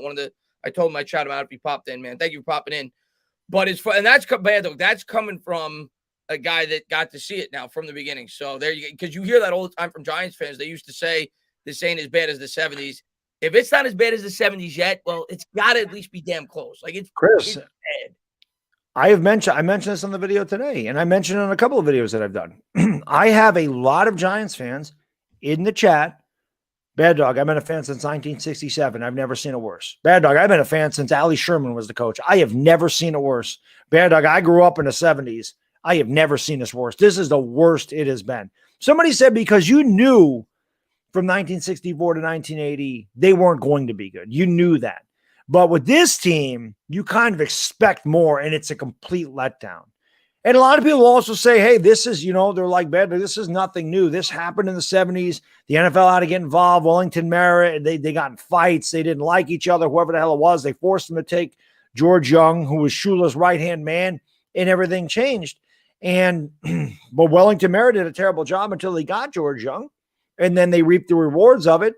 And ever since Ernie Accorsi left, it's kind of went downhill here. I mean, Reese did good the first couple of years, but then it really started to go down, like I said, 2011, and it's been bad since because of the bad drafting and because of our hapless owner. You don't know what the hell is going on. And, I don't think that I was going to call him Tagley, Roger Tagley. I don't think Roger Goodell is going to get involved and go, you need to take a good GM. No. And you need to shut up. It's not going to happen. So we're not going to get bailed out. That happened with the Mets. I remember, I think it was Selig at the time, made sure that we got Sandy Alderson. It got us to a World Series. But I feel like that's not going to happen. But I'm with you, man. The only way this is going to work is John Maris to just completely back off. And if it doesn't happen this year, hopefully he learns soon that he has to let somebody with an outsider perspective come in here and build the team the right way, because you can't keep doing this half in, half out thing that he's been doing. Oh, the definition of insanity is keep doing the same thing and expect different results. Well, it doesn't happen. Yeah. It doesn't happen, man. If you go to the gym every day and you continue to eat like garbage and you're walking on the treadmill for 20 minutes at 3 miles an hour, talking on your phone and not losing any weight, why are you going to keep going back and doing it? You're going to keep doing, well, I've been doing that for 2 months. I haven't seen any change. So maybe you need to change your workout regimen. Yeah. You know what I mean? You need to do something. Oh, I go to work every day. I make the same salary. Well, and I don't like my salary. Well, if that's the case, then maybe you need to get another job. Well, why are you going to keep doing the same thing? It's not going to change if you're doing the same things. You want something to change. You have to do something different. You can't just do that. I mean, that's the only way you're going to make it happen. If I want to be clean shaven, I can't let my beard grow. I got to shave, don't I? I have to do something different. I don't like this facial hair. What I got to do? Well, I got to shave. What did he do? Got to do something. What the hell you got to do? JL, man, thank you very much. He says, What do you guys think about taking a second-round quarterback that has big upside that needs to work to compete with DJ? I don't want to do it. Will I scream if they do it? No, because like I said, you say a guy like Carson Strong, for example. He's a guy that people bring up that has upside that potentially could go in the second round. Big arm, falls to the second round, and okay, because he could at least be a long-term backup and maybe a guy with upside that you could mold in the future to potentially be the quarterback. And it doesn't prohibit you from drafting a quarterback in the next draft. But for me, I don't want to take a quarterback even in the second round if you want to take that strategy, because it's a very early second round pick, and it could be a guy that can make an immediate impact on the defense or potentially the offensive line. So for me, if they're going to do that, I'd prefer it be third round or later. They have 2 third-round picks. If they want to do something like that in the third round with a quarterback with some potential upside, I'm okay with that. I personally think if we were picking back end second round, I may feel differently. We're basically going to be picking in the end of the first round. I'm not going to be on board with taking a quarterback there. Yeah, no. Like I said, unless we're getting future big-time draft picks, I don't want a quarterback early either. Like I said, if we can trade back and get 2 future firsts and a second, 2 future firsts and that team's 22nd pick or whatever it is, and then you want to go quarterback, fine, because you can do something else. If you have 2 first-round picks next year and the quarterback stinks, you can go out and get another quarterback at that point, because like Chris said, you're not financially strapped with the guy. It's okay at that point if you think he's not the guy. But again, you don't want to keep people like you don't want to keep revolving coaches. You don't want to keep firing the coach. You don't want to keep drafting quarterbacks either, because that's not going to work either, because you're going to keep neglecting positions that you need. And we all know that we need both offensive and defensive line. Again, this team has been built poorly. It's been built from the outside in, and we haven't built inside, which no matter how much the game changes, the line of scrimmage is where the game is won and lost. Never going to change. We don't win on either side of it. We have no pass rush. We don't stop the run. We play soft zone. We let them complete underneath. It's death by 1,000 paper cuts. You bend, but you don't break. But I'm going to tell you that you eventually are going to get to a point you can only bend so much before you break. Speaking of break, and there's Jonathan. How good is this guy? Jonathan how freaking good is where round was he picked in, Chris? I think he was second. Yeah. Who did we take second overall in the draft? Is he as good as Jonathan Taylor? Jonathan Taylor has more touchdowns in a Giants offense this year. It's close because we got those 2 garbage ones. He's the MVP this year if it's not a quarterback. Oh my God. He just broke like a 70-yard touchdown run to ice the game. Yeah, he's incredible. I mean, that line is incredible, but Taylor's awesome. And someone may think he says, I just don't see the positives in the future. If we build the best team ever, it won't matter unless we get a Justin Herbert type. We suck. I mean, I don't necessarily agree. You don't necessarily need a Justin Herbert type to have a great team, but it takes a while to build a team properly. And you need to get a really good coach in here, an innovative mind in terms of an offensive coordinator to be able to get the most out of your players. Of course, if you get a Justin Herbert, it's going to help you. And it's going to make sure, you get a top 5 quarterback. It's going to give you an opportunity year in and year out to compete. But those guys don't grow on trees. Sometimes you have to find other ways to have a competitive football team. But right now, no, I'm with you in terms of I don't see much hope for next year. How could you? I mean, we need 4 new offensive linemen. We don't have a good edge rusher outside of Ojulari. And our corners are free agents. We don't have much youth on the outside. Our middle linebacker is a disgrace right now, outside of Martinez, who's going to be coming off an injury on the last year of his contract. If he's even there next year. Yeah. So there's not a lot of long-term pieces on this defense, and the offensive line's a mess. So right now, I'm with you, man. We're at least 2 years away of having a good football team, in my opinion, unless we find a guy like Justin Herbert. I know hindsight's 2020, but just looking at all the potential people that we could have had in this freaking team and just watching them completely dominate elsewhere and knowing how much we could have had Jonathan Taylor with ease. We could have had Creed Humphrey. How many damn times did I tout Creed Humphrey? How good? He's the best center in football. His rookie year, he's the best damn. So he's going to be an all-pro center his rookie year. And of course, we don't go that route. Could have had Jonathan Taylor. Could have had Micah Parsons. Could have had Justin Herbert. Can you imagine obviously things are about to go differently. But Jonathan Taylor was a second round. Can you imagine having Herbert, Taylor, and Micah Parsons? Imagine if the Giants drafted correctly. The thing I'll say, I don't know if those guys. I mean, Herbert's great no matter what. Parsons is probably great, but another major problem with this team is we don't get the most out of our players. No, and that was That was a video that I did because I don't understand how this happens. Because our coaching, I think it's we've had so many different coaches and the roster evaluation, not putting these guys in the best situations to succeed. Drafting quarterbacks before you have an established line, drafting running backs before you have an established line, not getting a premium pass rusher in the draft, and I think the coaching is not getting the most out of these players. Yeah, it's just bad. It really is. And that's what I'm saying. People are like, you can't keep firing coaches every 2 years. Well, hire the right coach, please. Please hire the right coach so we don't have to do it. And again, if we were 8 and 9, it's improved. All we wanted to see was improve. Now we expected to be better this year because they went out and spent all the money. But Chris and I said, what do you want to? People are like, what do you want to see from Daniel Jones this year? We want to see him improve. We don't want to see regression. We want to see him improve. If we're going to keep Saquon Barkley, he needs to lead us to the playoffs. He needs to stay healthy. He needs to be great. Well, none of that has happened this year, and the Giants are worse this year than they were last year, which seems impossible because last year you had the whole COVID thing, no training camp, no preseason games, none of that stuff, none of it. And then we still were 5-3 in the second half. This year they go out, they spend over $100 million in free agency. They get another first-round draft pick. They trade it, and here we are. Radical Sim. Do you watch my channel? I just saw this. I had to pull it up, and I'm going to get back to Sticky Finger Super Chat. I did say they needed to get a weapon.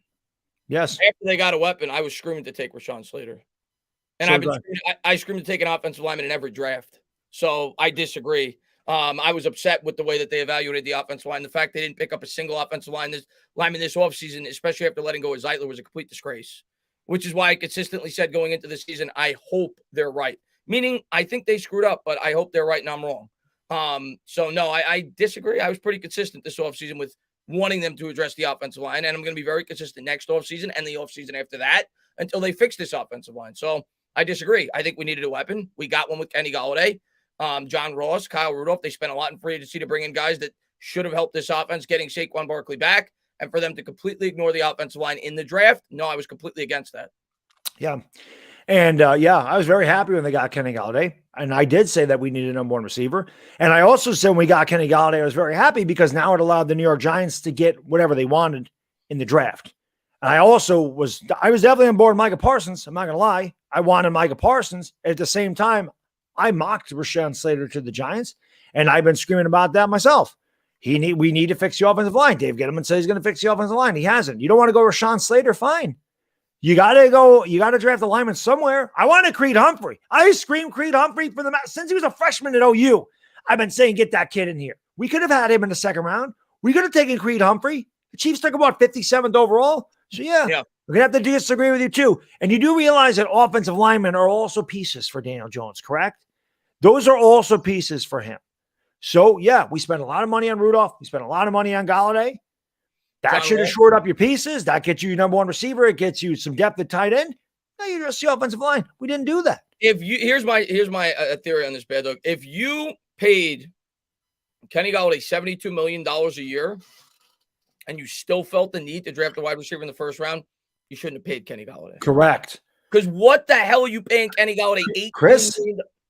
Oh, go ahead. I'm sorry. What are you paying Kenny Golladay $18 million a year for if it's not to make the other receivers on your team better?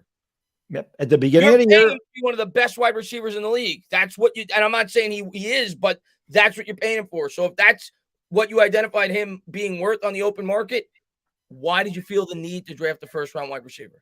Two things. Beginning of the year, when Kadarius Toney wasn't in the field, I remember doing a video saying, why did we draft him? We're not using him. Why'd you use a first round pick? And you took Golladay. Why did we go back to 2016? You weren't on YouTube when I exploded about taking Eli Apple. And I said, why are you drafting a cornerback when you just paid $62 million for Janoris Jenkins? Like, that doesn't make sense to me. It doesn't make sense that you would give your, and again, I was more happy about Golladay coming here because I believed the Giants needed to take a wide receiver. But when they took Golladay, I said, well, now that alleviates that. Now you can go offensive line. You can go Micah Parsons. If you wanted to go Kyle Pitts, you could have went that route. Not that he was going to be there. But if you wanted to go corner, if you wanted to go safety, if you wanted to go edge, it allowed you to go wherever you want, because I did feel like the biggest need in the offseason was getting a number one wide receiver for Daniel Jones because he didn't have him. They did that in free agency, and then they went out and got one 20th. And I just don't understand. I mean, look at the reaction videos. You weren't happy. I was happy with the trade. The trade. Yeah, and at that point, I wasn't going to complain with whoever they took. I didn't think they were going to take him. I thought they were either going to take Kwity Paye or a lineman. I liked Tony as a prospect, but yeah, I would have preferred him in the second round, especially after they signed Kenny Golladay. Yeah, and I was just kind of like, okay, like I wasn't thrilled, I wasn't upset. I was kind of confused, to be honest with you. Yeah, it is what it is, man. We hope it works out, and they got to address the offensive line this offseason. That's all they did. They kicked the can down the road the next year. They should put Joe Judge in that can and kick it too. And Sticky Fingers, I'm going to get to your super chat, but I just saw what you said recently in the chat. Hey, man, everybody's entitled to their opinions. You think offensive line is 5% of an offense? I don't know what to tell you.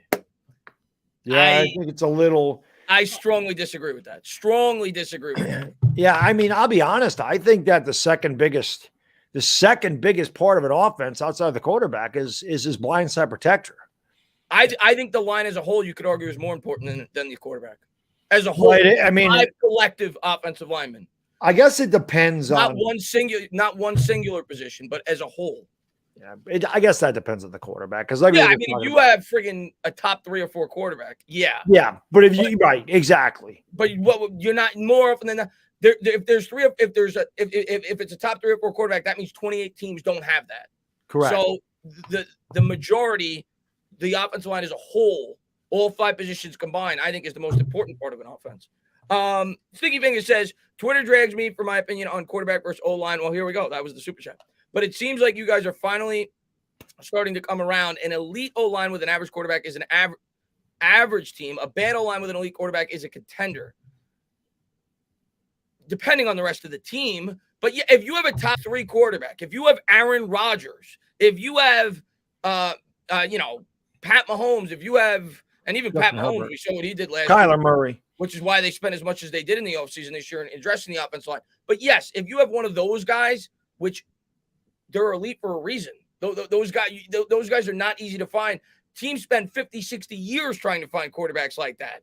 Think about all these teams that have drafted first-round quarterback after first-round quarterback. But yes, if you have one of those guys, yes, it could definitely hide a lot of deficiencies on your offensive line. But those guys are hard to find. So, yeah, I will agree that an elite quarterback could hide some blemishes in an offense. There's no denying that. But those guys are very hard to find. I'd like to see the Colts win and make that Eagles pick a little bit lower in the first round. Oh, good call. And they're going to win. Yeah, they won. They're 8-6 now. So. Yeah, they're up 10 points. Getting that playoffs,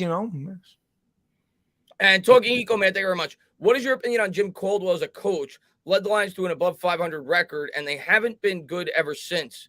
Caldwell was with the Colts too, right? Wasn't he with the Colts? Yes. For like a year or two. When what was the name of the coach they had? I think he got cancer like mid-season. Wasn't Dungy, right? No, it wasn't Dungy. It was a white guy. I can't remember his name, but I think he stepped in for him mid-season.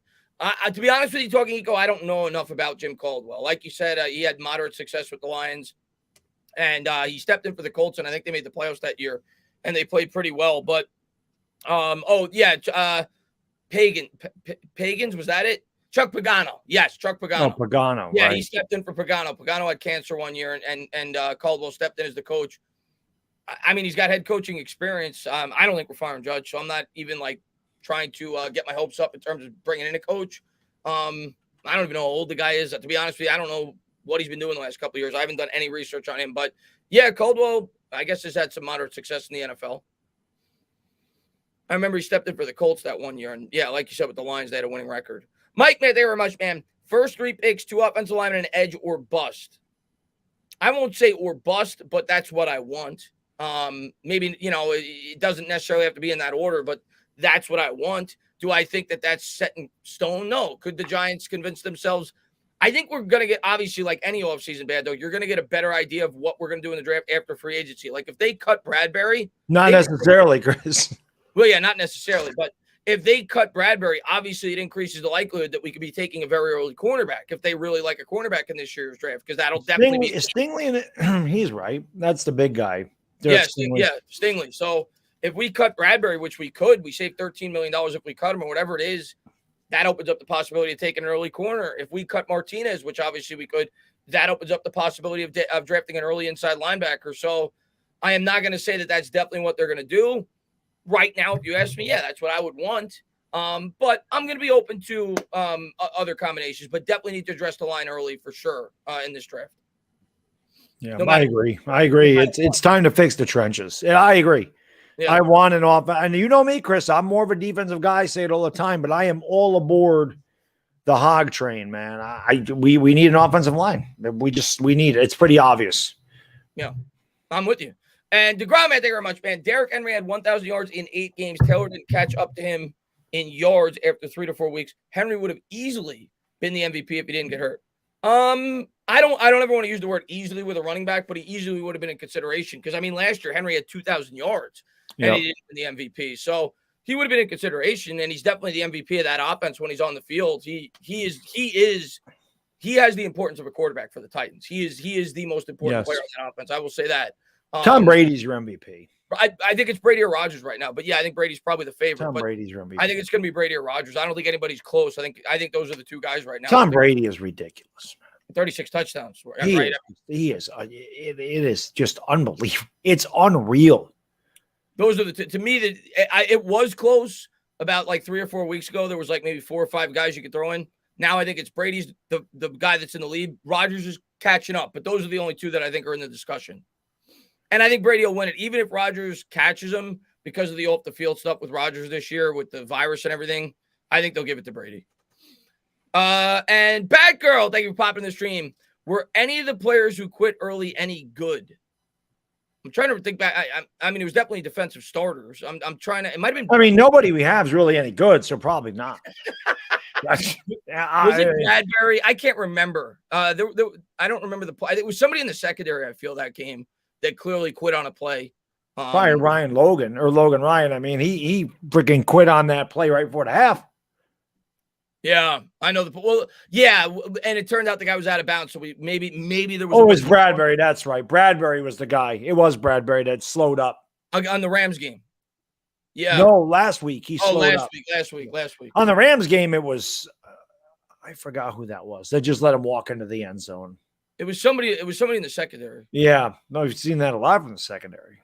Yeah, I don't remember who it was though, but that was a game where that was the one game where it was like really obvious to me that the defense wasn't giving it everything they had at the end of the game. And I don't even know how to pronounce that, so I'm not going to try. KXS. I'm 17 years old. Didn't start watching football until I was 15, and for some reason I chose the Giants. There will be a Pepsi suck chant. There will be a Pepsi suck chant tomorrow. P.S. Love you guys. Love you too, man. Thank you so much for being here. By the way, always forget to say it. If you guys haven't done so, please subscribe to Bad Dog Sports. We'll be having another hangout. That's basically what these are at this point for the rest of the year. Talking about the rest of the season, obviously getting some off-season questions for you guys, being that, if we're being honest, in terms of any legitimate games, in terms of playoff contention, the season's over. But appreciate all you guys for all the support you guys always show. And hopefully this team has a good offseason and we get this team going in the right direction. Yeah, but can't wait for April. Yeah. Yeah, March. Well, March, we're not going to have much money to sign anybody, but April, like you said. Yeah. April, the draft is always fun, especially with 2 top 10 picks. I can't wait for January when we find out who's our GM going to be and if we're going to keep Judge. But yeah, after that. Oh, yeah, that'll be fun too. You think there's a lot of stuff coming up here in the offseason. Yeah. John, man, thank you very much, man. If you guys were the GM, who would be your first 3 picks? Mine would be Linderbaum, Nakobe Dean. It's again, I don't know what picks we're gonna have. I don't know what picks are gonna be there. But if I was the GM, I would absolutely take an offensive line with one of those 2 picks. I don't, if Aiden Hutchinson drops to me, I'm taking Aiden Hutchinson. But where we're picking, I don't think he's gonna drop. So realistically speaking, or Kayvon Thibodeau, if one of those 2 guys drop, I'm probably taking them with one of my 2 picks. But realistically speaking, if Evan Neal's there, I'm taking my tackle. I'm taking my right tackle. I'm getting both sides of the line situated, or whoever I identify at the time. Maybe I'll feel differently up into draft night who my best tackle is. But I'm taking the best tackle on my board with that first pick. Right now, I'd probably lean Evan Neal. That's with doing limited research. That's just based off what everybody says that he is pretty much the consensus top tackle in this draft. And with that second pick, I'm either leaning, like you said, with a linebacker, inside linebacker, actually, over an edge if I'm not getting one of those top two edges, or another offensive lineman in the first round, whether that be a guy like Linderbaum, whether that be a guy like, I think it's Ike is how it's pronounced from NC State, who I really like, who can play guard. But I am probably going to either address both offensive line positions if I can't get a premier edge, or I'm going to take a versatile inside linebacker with an offensive line with my first two picks. And then in the second round, I can't give you a name. At that point, I'm looking for best available player that hopefully could fill a need. Maybe a cornerback, maybe another, if I take two offensive linemen, maybe an edge, maybe a linebacker if I didn't take one of those first two picks. But I'll give you some names, during the offseason. But I think as the draft progresses outside of the first round, you're really looking for best available player. Yeah, I mean, I'm all about those first two picks addressing, one side of the line, both sides, whatever it is. The trenches need to be fixed. I am definitely a Tyler Linderbaum fan. I mean, I've been a fan of him all year. He's the big, Big Ten offensive lineman of the year. He's just a road grader at center. We can definitely use a center. I mean, that's why I want to Creed Humphreys. Creed Humphreys better. Creed Humphrey's so freaking good. But I mean, Linderbaum is definitely a guy that I want. There's no doubt about it. Nakobe Dean is awesome. Butkus Award winner. We always take a Georgia Bulldog in the first round. Would not surprise me if Nakobe Dean is a Giant. That would not, I'm not saying I want Nakobe Dean necessarily.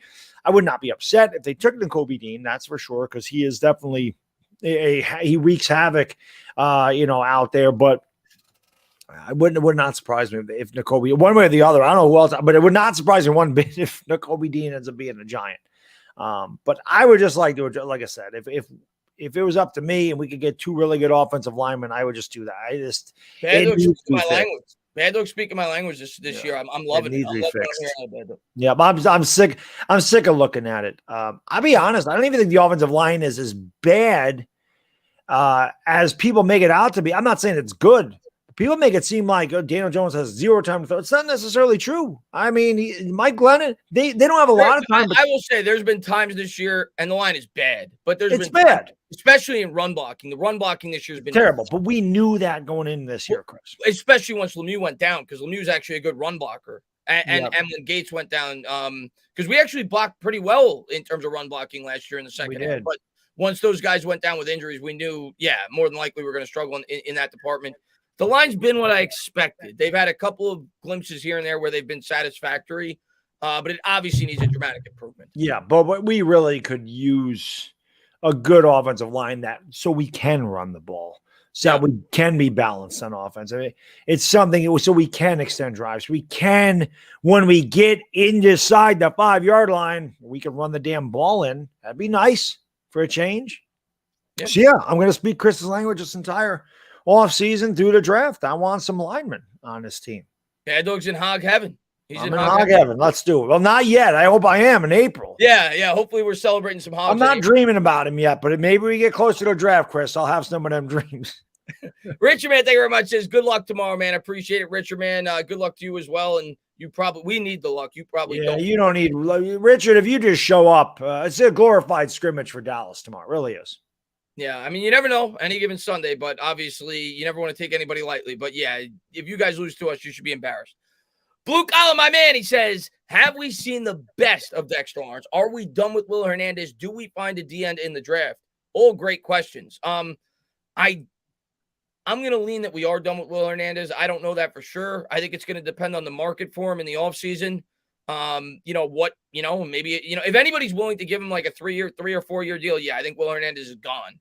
If you could get him back on a cost-effective salary and there's not a lot of interest there, perhaps you do bring him back, because maybe you say to yourself, well, he was playing next to Nate Solder. He had never played on the right side before. If you could bring him back on a cheap salary, maybe you do bring him back. So I think it's going to depend on the market personally for Will Hernandez. As far as Dexter Lawrence goes, I don't know if he's going to be in the long-term plans either, because he was a Gettleman guy. Gettleman's going to be gone. You don't know how much this new GM is going to value interior defensive lineman. And if Judge has a lot to say, he didn't draft Dexter Lawrence either. Lawrence, I actually thought, had his best game of the year this past week. He was actually really good the last game. He was involved. I think he had like 9 tackles, a sack. And I was saying his name a lot. He actually played a really good game. But, Dexter's a good player. But it's not often enough that he like jumps off the page. And I don't view him as like a huge difference maker on a weekly basis. So that's what I'll say about him. And yes, I do think we'll draft an edge in this draft. That when it'll be maybe the first or second round, but yeah, I think we'll draft an edge. Dexter Lawrence, I don't think you're going to see much better from him. He was a miss. Your top 20 pick. We traded Odell Beckham to get him. He hasn't made an impact at all. It's rare that he does. That he was a difference maker in the second game of the season when he jumped off sides and the missed field goal.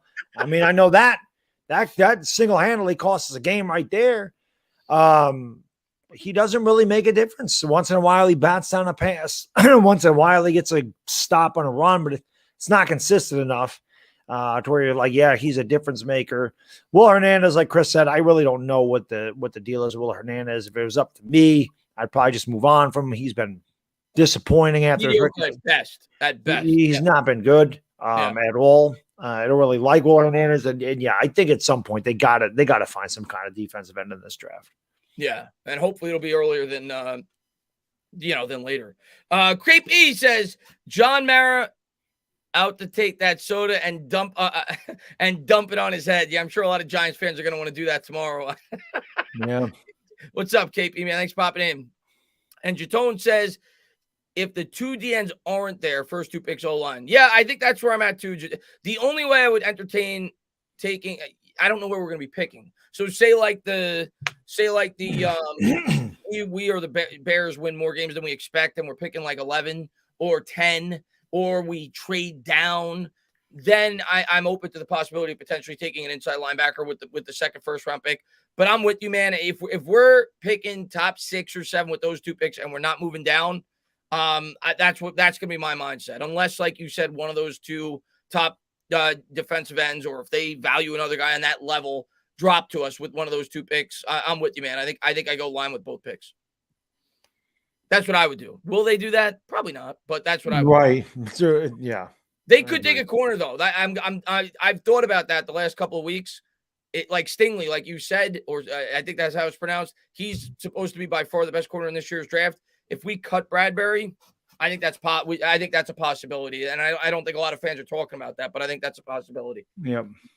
Al Bats, man, what's going on, man? Hope you're having a happy holidays, man. Thanks for popping in. Says, how are you guys? Sat out this. I don't blame you for sitting out. The Giants sat out. Giants game not televised here, so no need to look for a Kivik in the ding ding. I think he meant kick in the ding ding. Be well, guys. Yeah, and I know you're from the Dallas area, so we're playing. It'll be televised for you this week. Yeah, exactly. If you want to watch the train wreck.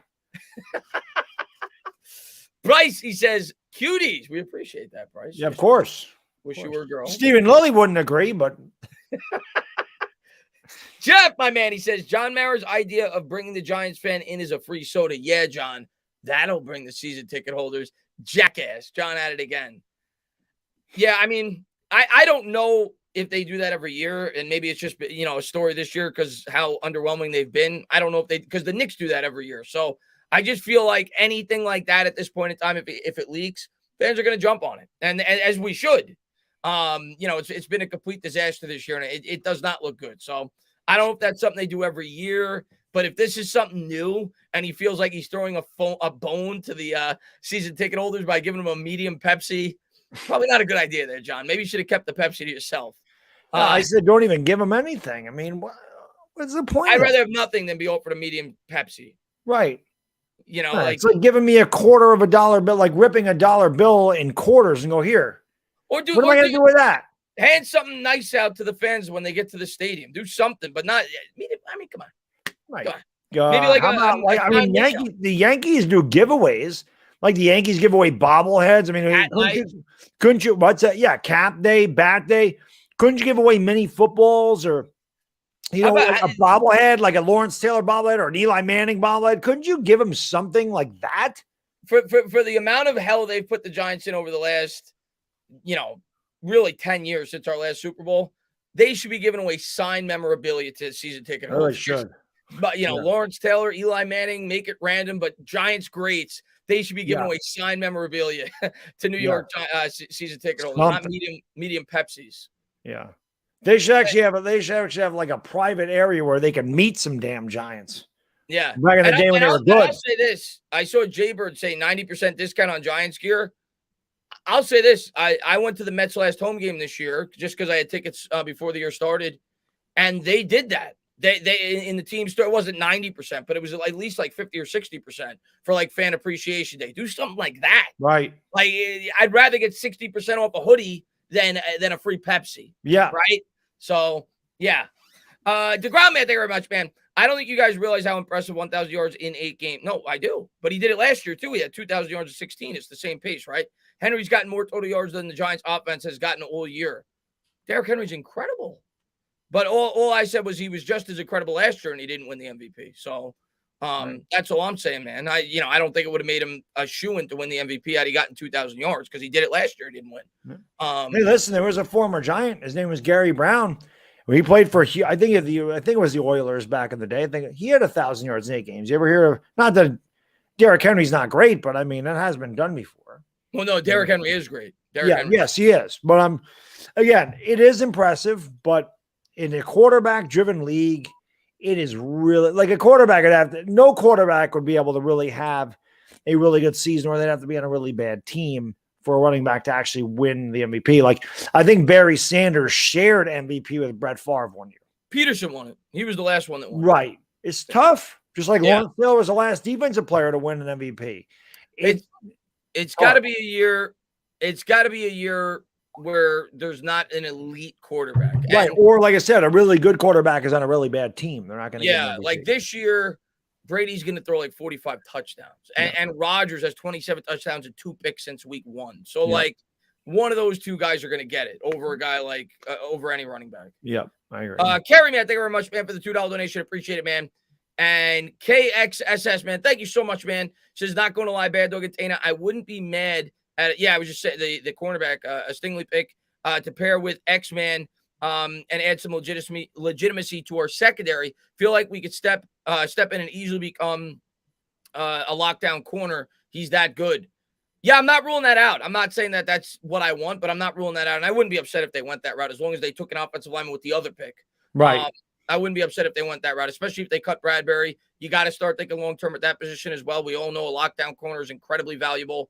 So I wouldn't be upset. Obviously he's got to perform, but if they feel he could be a top 5 corner in the league, I wouldn't be upset if they went. Yeah, he wouldn't be my first pick, but I could definitely see a scenario where they do cut Bradbury because it saves them a lot of money, and then you go and replace him with a rookie that could be better than Bradbury and is in the long-term plans for the New York Giants, but Bradbury's not. So that's very possible. And if they do cut Bradbury, I will expect them to draft Stingley. Yeah, that's why I say let's wait to see what they do in the offseason, because if that opens up a possibility at the corner position and he's there, that's probably who I'm going to have mocked to the Giants with one of the 2 picks. I'm not saying it again. You know me, I'm probably taking 2 linemen, but I think that's definitely a possibility. Carrie, man, thank you very much, man, for the $2 donation, man. I appreciate it, buddy. And the one guy I don't want is the safety. From Notre Dame. Supposedly he's the best prospect in this draft, but I don't want to take a safety that early. No, because again, a corner is pretty much on the line of scrimmage. Hamilton. What's that? Hamilton, I think is his name. Kyle Hamilton. You don't build from the outside in. It's not what you do. So do not take a safety in the top 10.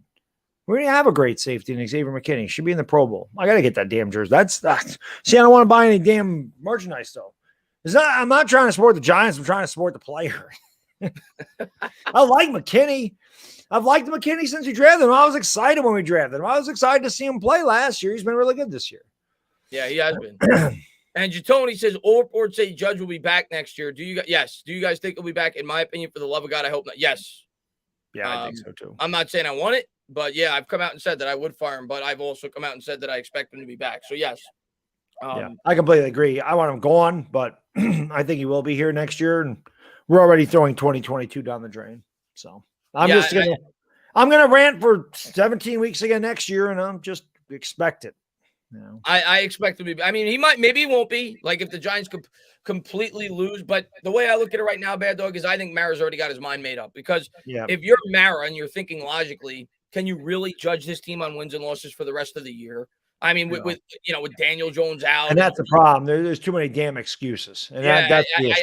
I think he's got. I think the Chiefs bring him back. I'm not, and if I might feel differently about Judge in terms of that I would be so strongly about firing him had they replaced Gettleman in 2019 going into 2020, and they had a GM and coach on the same timeline. I might be like, all right, I'm okay with that. But the fact that he is going to influence the potential GMs we could bring in, that's my biggest reason for not wanting him back. Agreed. Carry, man, thank you very much, man. How about Kadarius Toney as a quarterback? And no. Yeah, he's not a quarterback. Yeah, he's a situational guy. Maybe if you're in a pinch, that's about it. He ain't a quarterback. He had to be an emergency quarterback, and he played quarterback in high school, but he may be able to run a wildcat. Remember Joe Webb? He was like an emergency quarterback.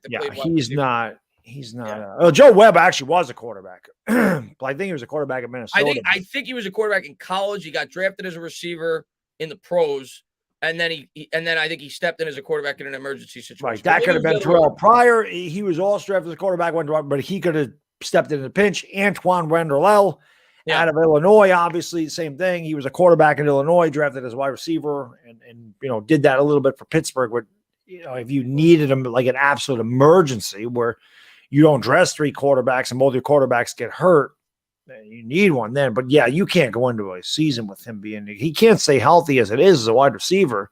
Kadarius Toney's not gonna be a quarterback. Yeah, no. V-Man, thank you very much, man. Giants EXE. Sure, the football peasants are demanding a competent, competitive, well-coached football team. John Mara, let them drink Pepsi. Yeah, that pretty much sums it up. It pretty much does. That pretty much sums it up. NFL expert says, when is RJ and our players going to be back? I don't know. RJ's been out for a while. I'm not sure. I haven't heard anything about RJ and when he's going to be back. But the Knicks are a disaster right now. They're just as bad as the Giants right now. They're a friggin' disaster too. So, but I don't know when RJ's going to be back. At least the Rangers are pretty good. Yeah. They did lose in a shootout last night. That overtime was incredible. But at least the Rangers are pretty good. Got that. Maybe the Mets and the Yankees will be good this year too. Mets better be good. They better be good, man. They always fool me. If they're going to be good, it should be this year, but they got to stay healthy. Mike Gorgie says 2 shots of Bacardi, or 2 of, I don't know what that is. Strychnine. Is that good? I don't even know what that is. Poison. Oh, okay. Don't do that, Mike. I know you might feel that way watching this team, but don't do that. Go with the Bacardi, but the Bacardi will help you out tomorrow if you pour that in the Pepsi. Don't definitely. But Mike, man, thank you very much, man. I appreciate it, buddy. And VT Jake, man, let me just read this because I can't pull it up on here. With the good job, I appreciate that, VT Jake, man. Thank you so much, man, for the super sticker. And let me read this real quick. This is coming from V-Man. He says, I'm photoshopping John Mara's face on Marie Antoinette. Thank you, V-Man, man. I appreciate it, man. I'm going to Photoshop Marie Antoinette's face on John Mara's body. Not even who Marie Antoinette is. I've heard the name, but I don't know who she is. Let's read a couple of these. Ryan says, what do y'all think about Kyle Hamilton? I know y'all don't want to see. Yeah, I just talked about him a second ago. I mean, I haven't done a ton of research on him, but I know if you go to any mock draft website, a lot of them have him as the number 1 prospect in this entire draft. But for me, I don't want to take a safety. I just don't. And maybe some people feel differently. And will I cry if they take him? No, I'm not going to cry, but I'm not going to be a guy. It's positional value for me. It's like the same thing that you did. And obviously Ryan probably disagrees, but to me, outside of maybe an interior defensive tackle, I don't think there's a less valuable position on a defense than a safety. And there's a reason that safeties generally go in the second round. It's very rare that you even see a first-round safety. Jamal Adams was obviously a top 5 pick. He was a rarity. But to me, it's just as rare to take a safety in the top 5 or 6 as it is to take a running back. Yeah, it's rare. So for me, with the needs that we have, it's kind of like Barkley all over again. I know it's at 5 or 6 instead of 2, but I would rather address what I feel is a more important position, whether that be the offensive line, the edge rusher, even a versatile inside linebacker that could drop back in coverage. I would value in terms of a much more important position than a safety. Yeah, I don't.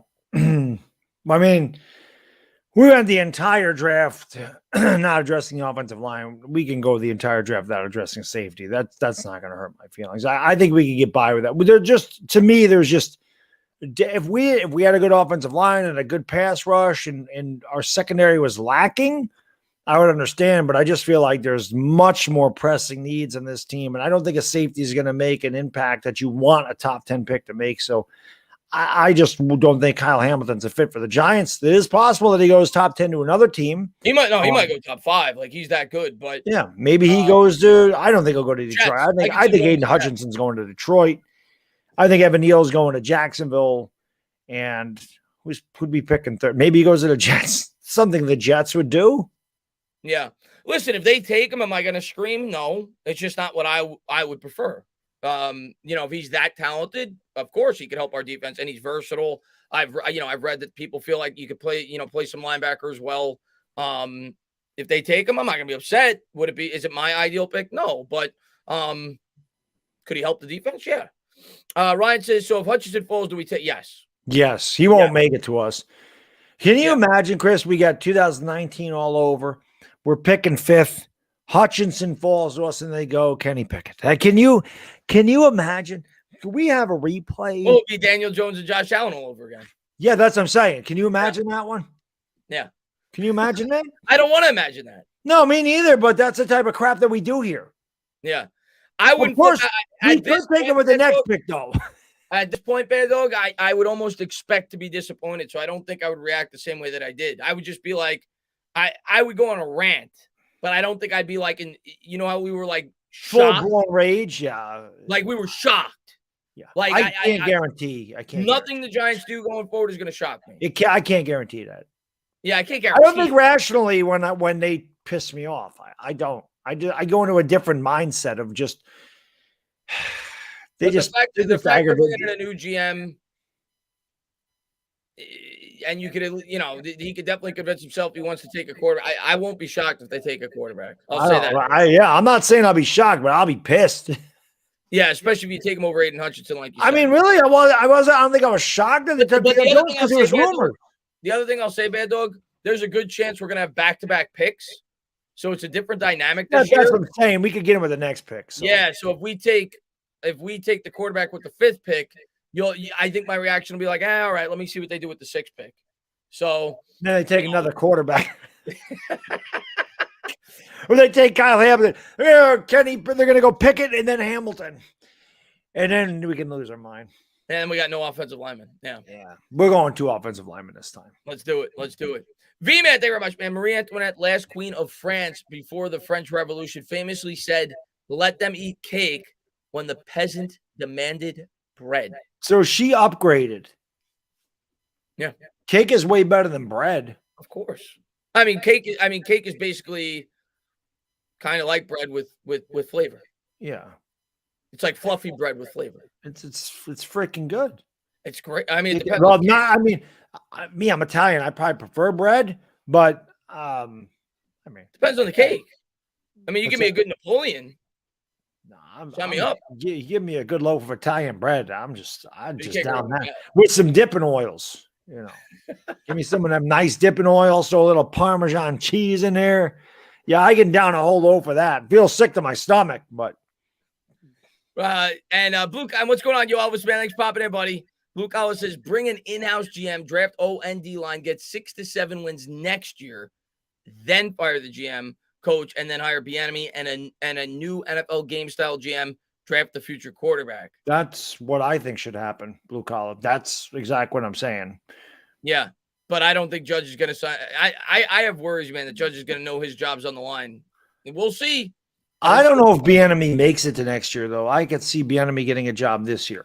Or Bieniemy might just be content waiting in Kansas City until Andy Reid retires. That's true, too. He's getting a good salary there. He's in a cushy situation. He may say to himself, if Andy Reid's going to retire in 3 years, I get to take over Pat Mahomes while he's still in the prime of his career. Why not just wait? It's true. So if I'm Bieniemy, and I'm sure he has these conversations with Reid, and Reid said, yeah, I'm probably going to hang it up in 3 years. I would probably just stay with the Chiefs. It's true. And what's going on, Chairman? Thanks for popping in, man. Says Baddog have me running around yelling two for $1 poverty and everything. I'm upset about the greatest line of all time. They are. They're not even, like I said they're not even dollar store poverty. They're 2 for $1 poverty. They are. And sure, listen, you're gonna get your $6 medium Coke full of ice. I can't believe this ice has not melted. I have better ice than the Giants. I bet you their ice would have melted by now. Like I said, for everybody going to that game tomorrow, make sure you get that soda without ice. Make them pay the extra 3 or 4 cents in liquid soda. If enough people do that, it'll cost them a couple $100. Not that means anything to Mara, but it does. That'll makes you really feel hurt. a little bit better. Makes you feel a little bit better.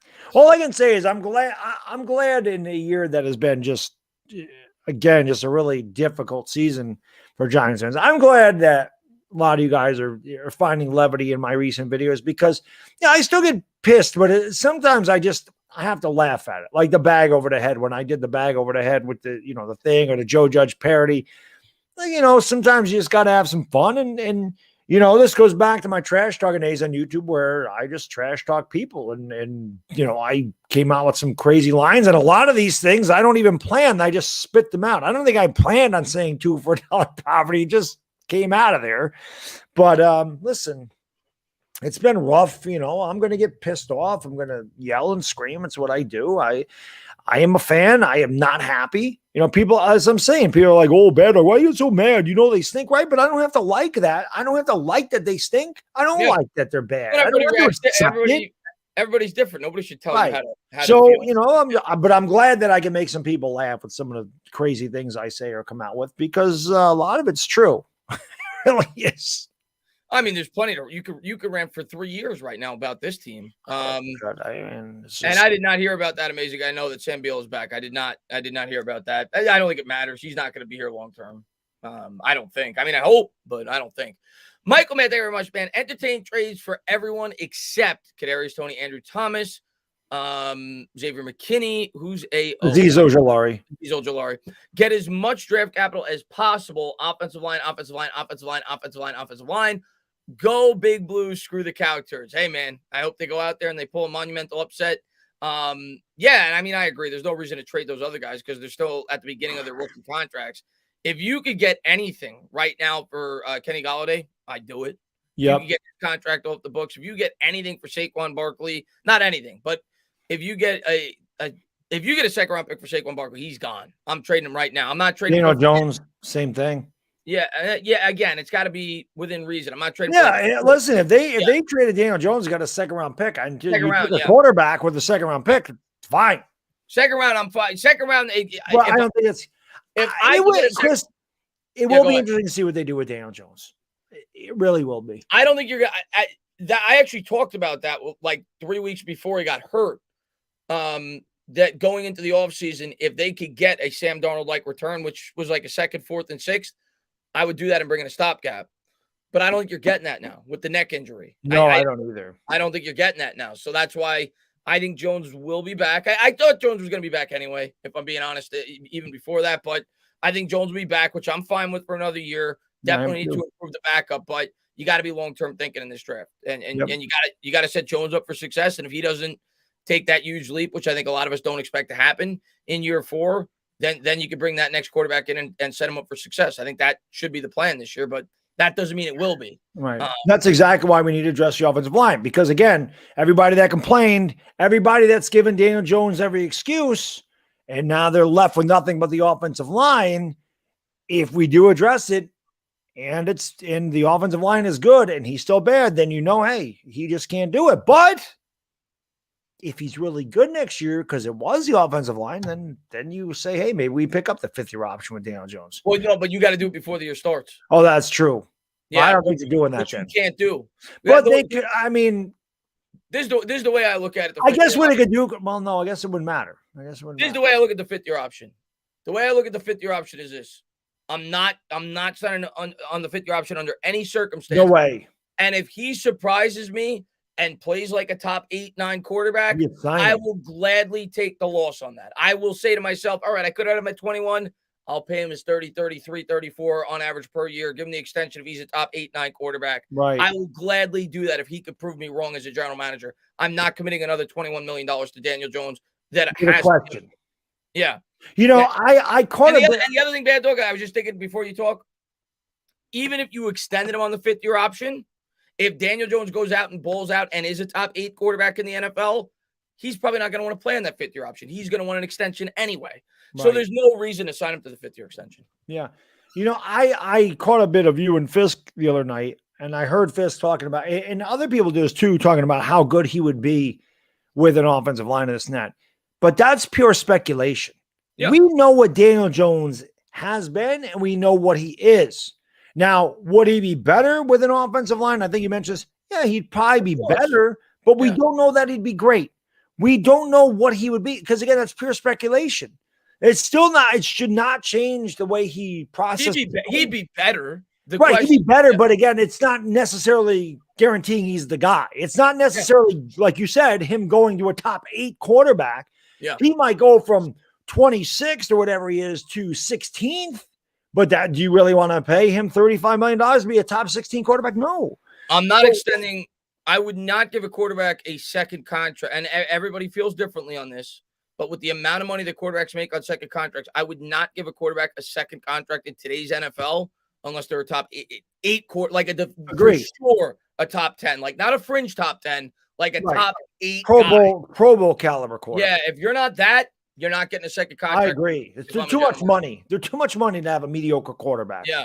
I'll recycle and draft another one. So that's my take. So next year, if they roll with Jones, I'm going to be very strict. Even if he's good, he's got to be good enough for me to be like, yeah, I'll roll with this guy. I'll continue to roll with this guy past year 4. He's got to be like a top, like I said, 8, 9 quarterback, which he's got a long way to go. But hopefully if they improve the offensive line, I don't know, maybe he'll prove all of us wrong. Jeff, man, thank you very much, man. Lawrence Gregory Parsons against Lawrence Gregory Parsons against Solder. The offensive, yeah. Oh, we're gonna get torn apart, and it doesn't matter who they're going against. Outside of Andrew Thomas, our offensive line is complete trash. Yeah, Will Hernandez, they're gonna get torn apart, Jeff, tomorrow. There's no doubt about it. I think he's gonna have. I think Parsons is gonna have at least 2 sacks tomorrow, at least. Carry me, thank you very much, man. I'm with Joe. Like Django, the base is in place. Can't play until built completely. Hard to do when the pieces continue to fall. What did Joe Jenga say? I don't know what he said. No, like Jenga, I think he's talking about the game Jenga. Oh. When you pull out the pieces and you try to stack them on top of each other and it. Yeah, but who's Joe that he's referring to? I'm with Joe. Oh, did Joe super chat something? Judge? Maybe. Because he's talking about the foundation, I think. Yeah, I agree that you can't listen. I don't know if you're referring to a quarterback, if that's what you're saying in terms of bringing in a quarterback. If there's a great quarterback, I don't care how your team is built. I don't care if you have 0 offensive linemen, you take that quarterback. If there is a guy that you feel is a game-changing talent, you take that quarterback. But you don't just take a quarterback because you need an improvement at the position. That's a upgrade. You don't just do it. To me, that's a mistake. Because if he's just an upgrade and he's not a game-changing talent coming into this situation, he's going to fail. And more than likely, he's not going to be your long-term answer. So you have to be completely head over heels in love with a quarterback, in my opinion, especially if you're in a situation like the Giants are now to draft a quarterback. If you had a situation where everything else was in place, you may say to yourself, I could draft this like the Patriots did with Mac Jones. Mac Jones ain't making anybody, their eyes pop out of their head in terms of his raw natural ability. But the Patriots knew they had a team in place where he could come in and be successful. So if you had a team like that, yeah, I might say I'm for taking a guy like Kenny Pickett. But with the team that we have, I'm not for taking a quarterback unless they feel this guy has, Deshaun Watson-like ability. I'm not doing it. I'm not doing it. Speaking of Mac Jones, maybe tomorrow we should do what the Patriots did against the Bills and pass 3 times. What do you think? Yeah, maybe use well, I don't know if Tony's going to play. I think he's questionable. No, he's out maybe. But maybe use a little wildcat. I don't know. That would probably just run them all. Run Brightwell, run Saquon, run Glennon, run Booker, run Penny, run is Merrick still on the team? Run him. Just run everybody. I mean, just that way there's no sacks and there's no anybody. Just run the ball. I run it every time. 3 out, 3 and out, 3 and out, 3 and out, and just get out of there. I mean, let's do it. Let's have Glennon throw 3 times. And then we can bring in the fourth quarter. We can bring in Fromm to handoff. Yeah, exactly. Work on that draw. They like to work on the draw. So work on that. Just run a draw the whole game. I'm with you, man. Let's Get the running game going. Al says, Chris, still owe you a game here at Jerry World. Thank God it wasn't this year. Yeah. I'll bring you to a Bama or Baylor game if you prefer. No, Al. Tell you what. When the Giants, they don't even need to be good, but when the Giants are like decent, I'll make a trip out to Dallas. We'll go to a game. That'll be my road game. Because I want to go to Jerry's World. I want to see that stadium. I think it's awesome. I think it'd be great to see the Giants take on the Cowboys. So when the next time the Giants are decent, they don't even need to be a 12-win team, competitive. I will make my way out to Dallas, and we'll definitely go to a Cowboys-Giants game for sure. That is a promise. I don't know if that'll be next year. We'll see what they look like in the offseason and how they look to start the year. But I'll definitely make a trip out to Dallas next time the Giants are a competitive football team. Hopefully it is next year. Hopefully. Don't see it happening, but hopefully. Hopefully.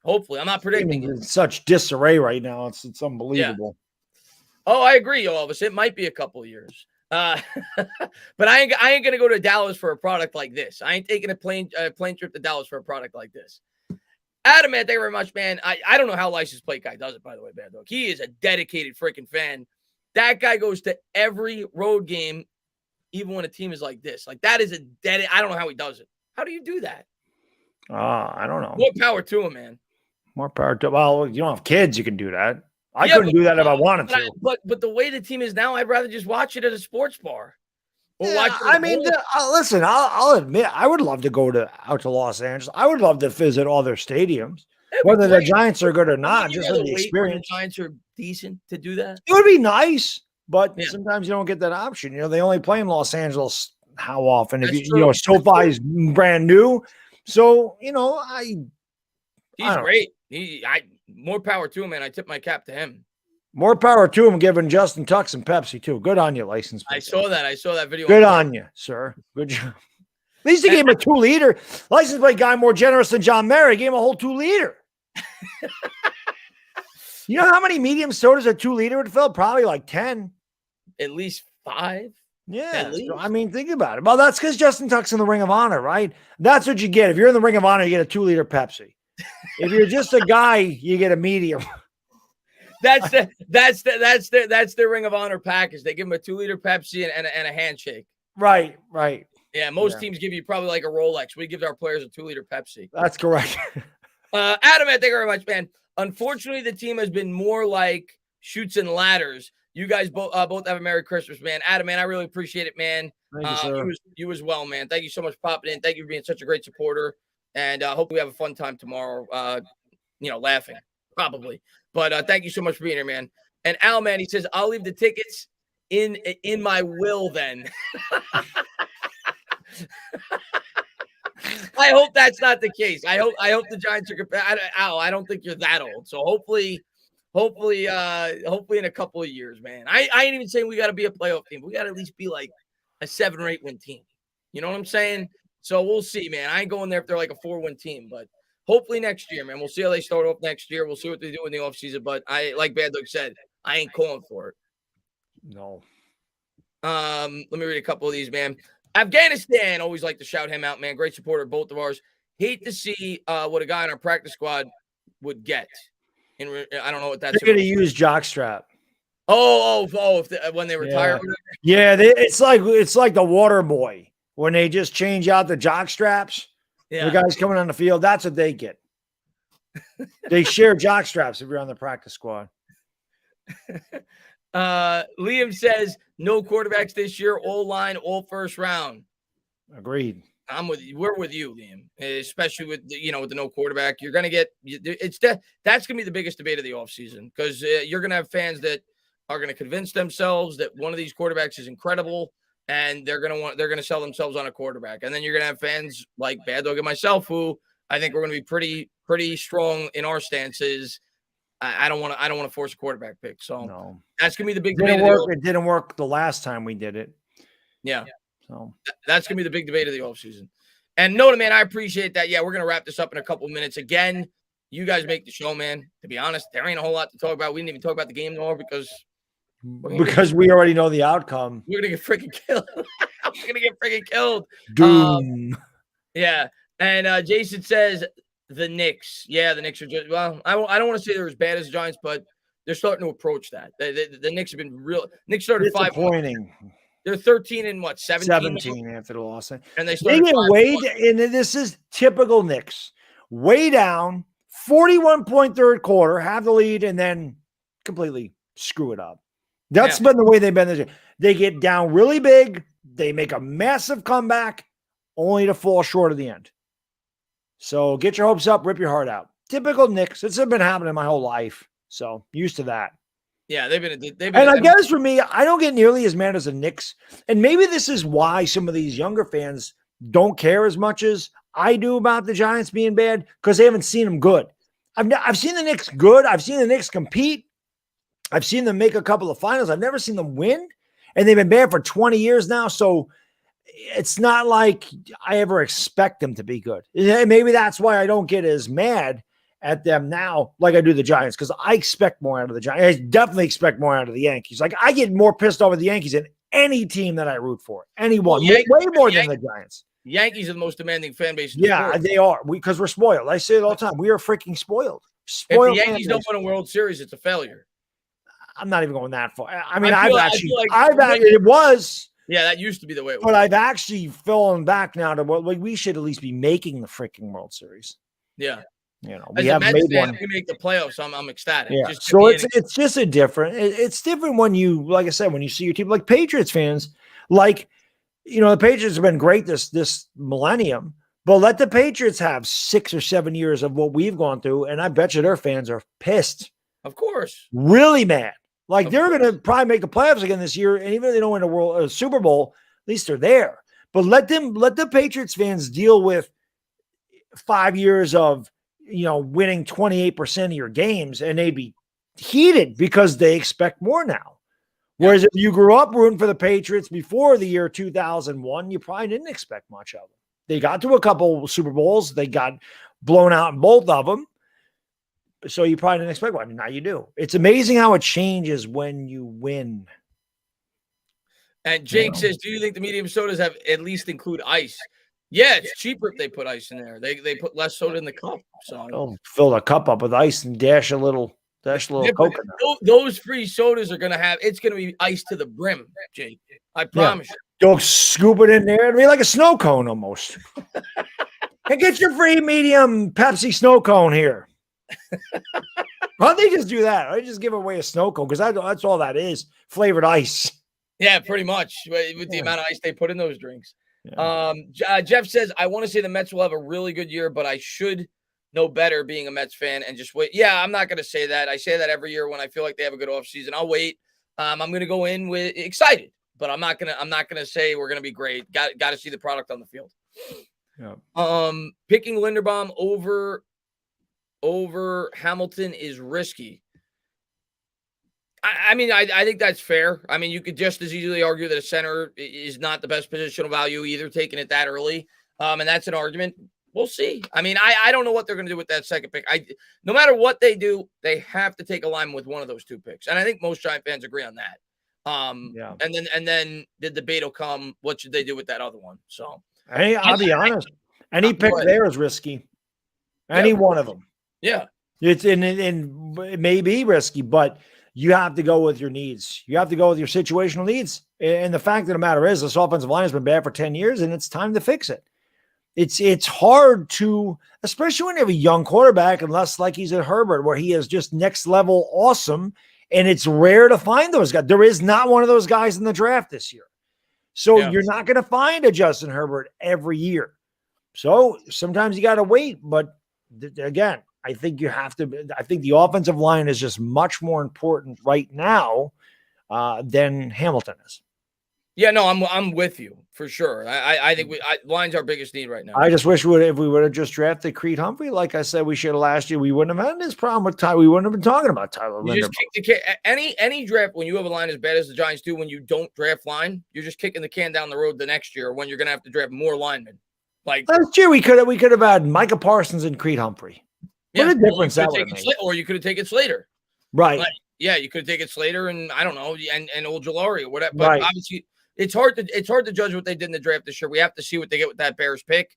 But if you have a guaranteed Micah Parsons or Rashawn Slater in your hand right now, do you take that or do you take Kadarius Toney in the 5th pick in next year's draft? You're taking the guaranteed franchise-changing left tackle or the guaranteed franchise-changing pass rusher with Micah Parsons. So yeah, hopefully they hit on the pick. Al, man, thank you very much. Merry Christmas, guys. Health and happiness, and talk to you next season, man. Al, man, thank you so much, man, for your support on both of our channels. You know, always showing support, always in the streams. Yep. You're the man, dude. Thank you so much, and yes. hopefully you get to talk some trash to the people you live with in Texas tomorrow. But Yes. don't bank Thank on you, Al. You're the man, and appreciate the holiday wishes. Happy holiday to you and yours. Health here, good. Happiness, well, I'm a Giants fan. Yeah, and a Knicks Happy fan. as we can be. Luckily, I got a lovely wife and an awesome kid, so I got that. We ain't gonna worry about Christmas Day. We ain't gonna worry about the Giants at all. Although they play the Eagles the day after, and then we'll worry about it again because Christmas will be gone, and that'll be time to rage again.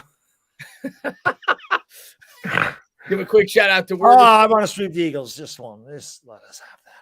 What's going on, Word? And Stephen, thank you so much for the $5 donation. Appreciate it, man. Jeff says Baddog right on Humphrey, Chris right on Slater. I mean, yeah, I would have loved Humphrey as well. I would have had them both. We probably should. Imagine that one. Imagine Thomas, Slater, and Humphrey. Oh yeah, that could have happened last year. Then we wouldn't be talking about taking a lineman in this draft more than like. I mean, we might be talking about the damn playoffs. Yeah. Playoffs. Listen, 6 and 7 is in the playoff picture. You don't think if we had Slater and Creed Humphrey right now, because Kadarius Toney's done nothing, or if we just kept Zeitler and drafted Slater. Yeah, either way. Well, Humphrey's a center. I mean, yeah, I'm just saying. But Zeitler's a much better player than whoever Skura. You know what I'm saying? No, that's true. Yeah, but I'm just saying, just think about that line with Thomas and Humphrey and Slater. We could have won. Maybe we could have won a couple more games. We definitely be able to run the ball a lot better. I'll tell you that right now. Now that's a fact. I'll tell you that right now. But guys, we are going to close this out. I just want to say we'll be live again tomorrow. The game's at what time's the game tomorrow? 1:00. So we'll be live tomorrow at early death. 12:45, about 15 minutes before we'll be live. I'll be drinking a Pepsi. I'll have some beer in the back. Definitely get your Pepsis ready for the game tomorrow. But thank you to everybody for all the support that you guys always show. You can't say thank you enough, man. There's not a whole lot to talk about right now. There'll be a lot more to talk about, after January when we find out the GM and the coach situation and everything else. But I think right now as fans, it's kind of what we're waiting on. And obviously on Sunday, we'll root for our teams. But, I think we know what's coming, like we've said throughout the show. And hopefully they surprise us. They come with a great effort tomorrow, and at least the game's close and entertaining. But I ain't going to expect that. And, hopefully we just have a good time watching the game together tomorrow. That's all I'll say. Well, we always do. I mean, no matter what, no matter how bad it is, at least you're able to laugh at it at some point. I mean, I don't know. It's been a rough year. And I think mostly because I expected it to be better. And I thought that you and I talked about it all off season, make or break. They broke. Nobody got made this year. It's like Joe Pesci in Goodfellas. He goes to get made, and instead he gets a bullet in his head. That's kind of what happened to us as Giants fans this year. Make or break. What's the worst Pesci death? Is it it's got to be the Batson getting buried alive is the worst. Oh, that was brutal. And it was with his brother. That was on tonight, by the way. I was watching that. My wife says to me, she goes, well, "You're watching that with him out here?" I'm like, and of course, my son doesn't pay attention to a damn thing I watch on television. But I put Casino on there. That might be one of the worst deaths I've ever seen in a movie. You get beaten with a bat, almost senseless, and you get buried alive with your brother. Yeah. It's a bad one. That was brutal, but it couldn't, Pesci deserved it, but even though I love Pesci, but he deserved it. But he definitely did. That was a brutal one. That's a great film. That's a really good. Well, I turned it on right when I forgot what I turned it on. I turned it on right when they were cheating on blackjack, and they hammer his hand. Yeah, you take this. And my wife's like, I said that teaches them don't cheat. That's what you get, and it also tells you don't mess with the mafia. So he's learning something. Getting life lessons. Right. Don't cheat, and that won't happen to you. You're not going to get a hammer in the hand unless you're trying to cheat the casino that's run by mafia. Don't do that. Just go in there and let them take your money. Just like it's the same thing when you go to the Giants game. Go in there and let them take your money.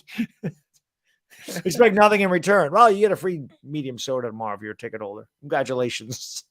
Yeah, a free medium soda when it's going to be like 30 degrees out. You're going to be freezing. You might as well take a hammer in the hand because it's the same damn thing. But guys, thank you guys again. Baddog, thank you so much for coming on.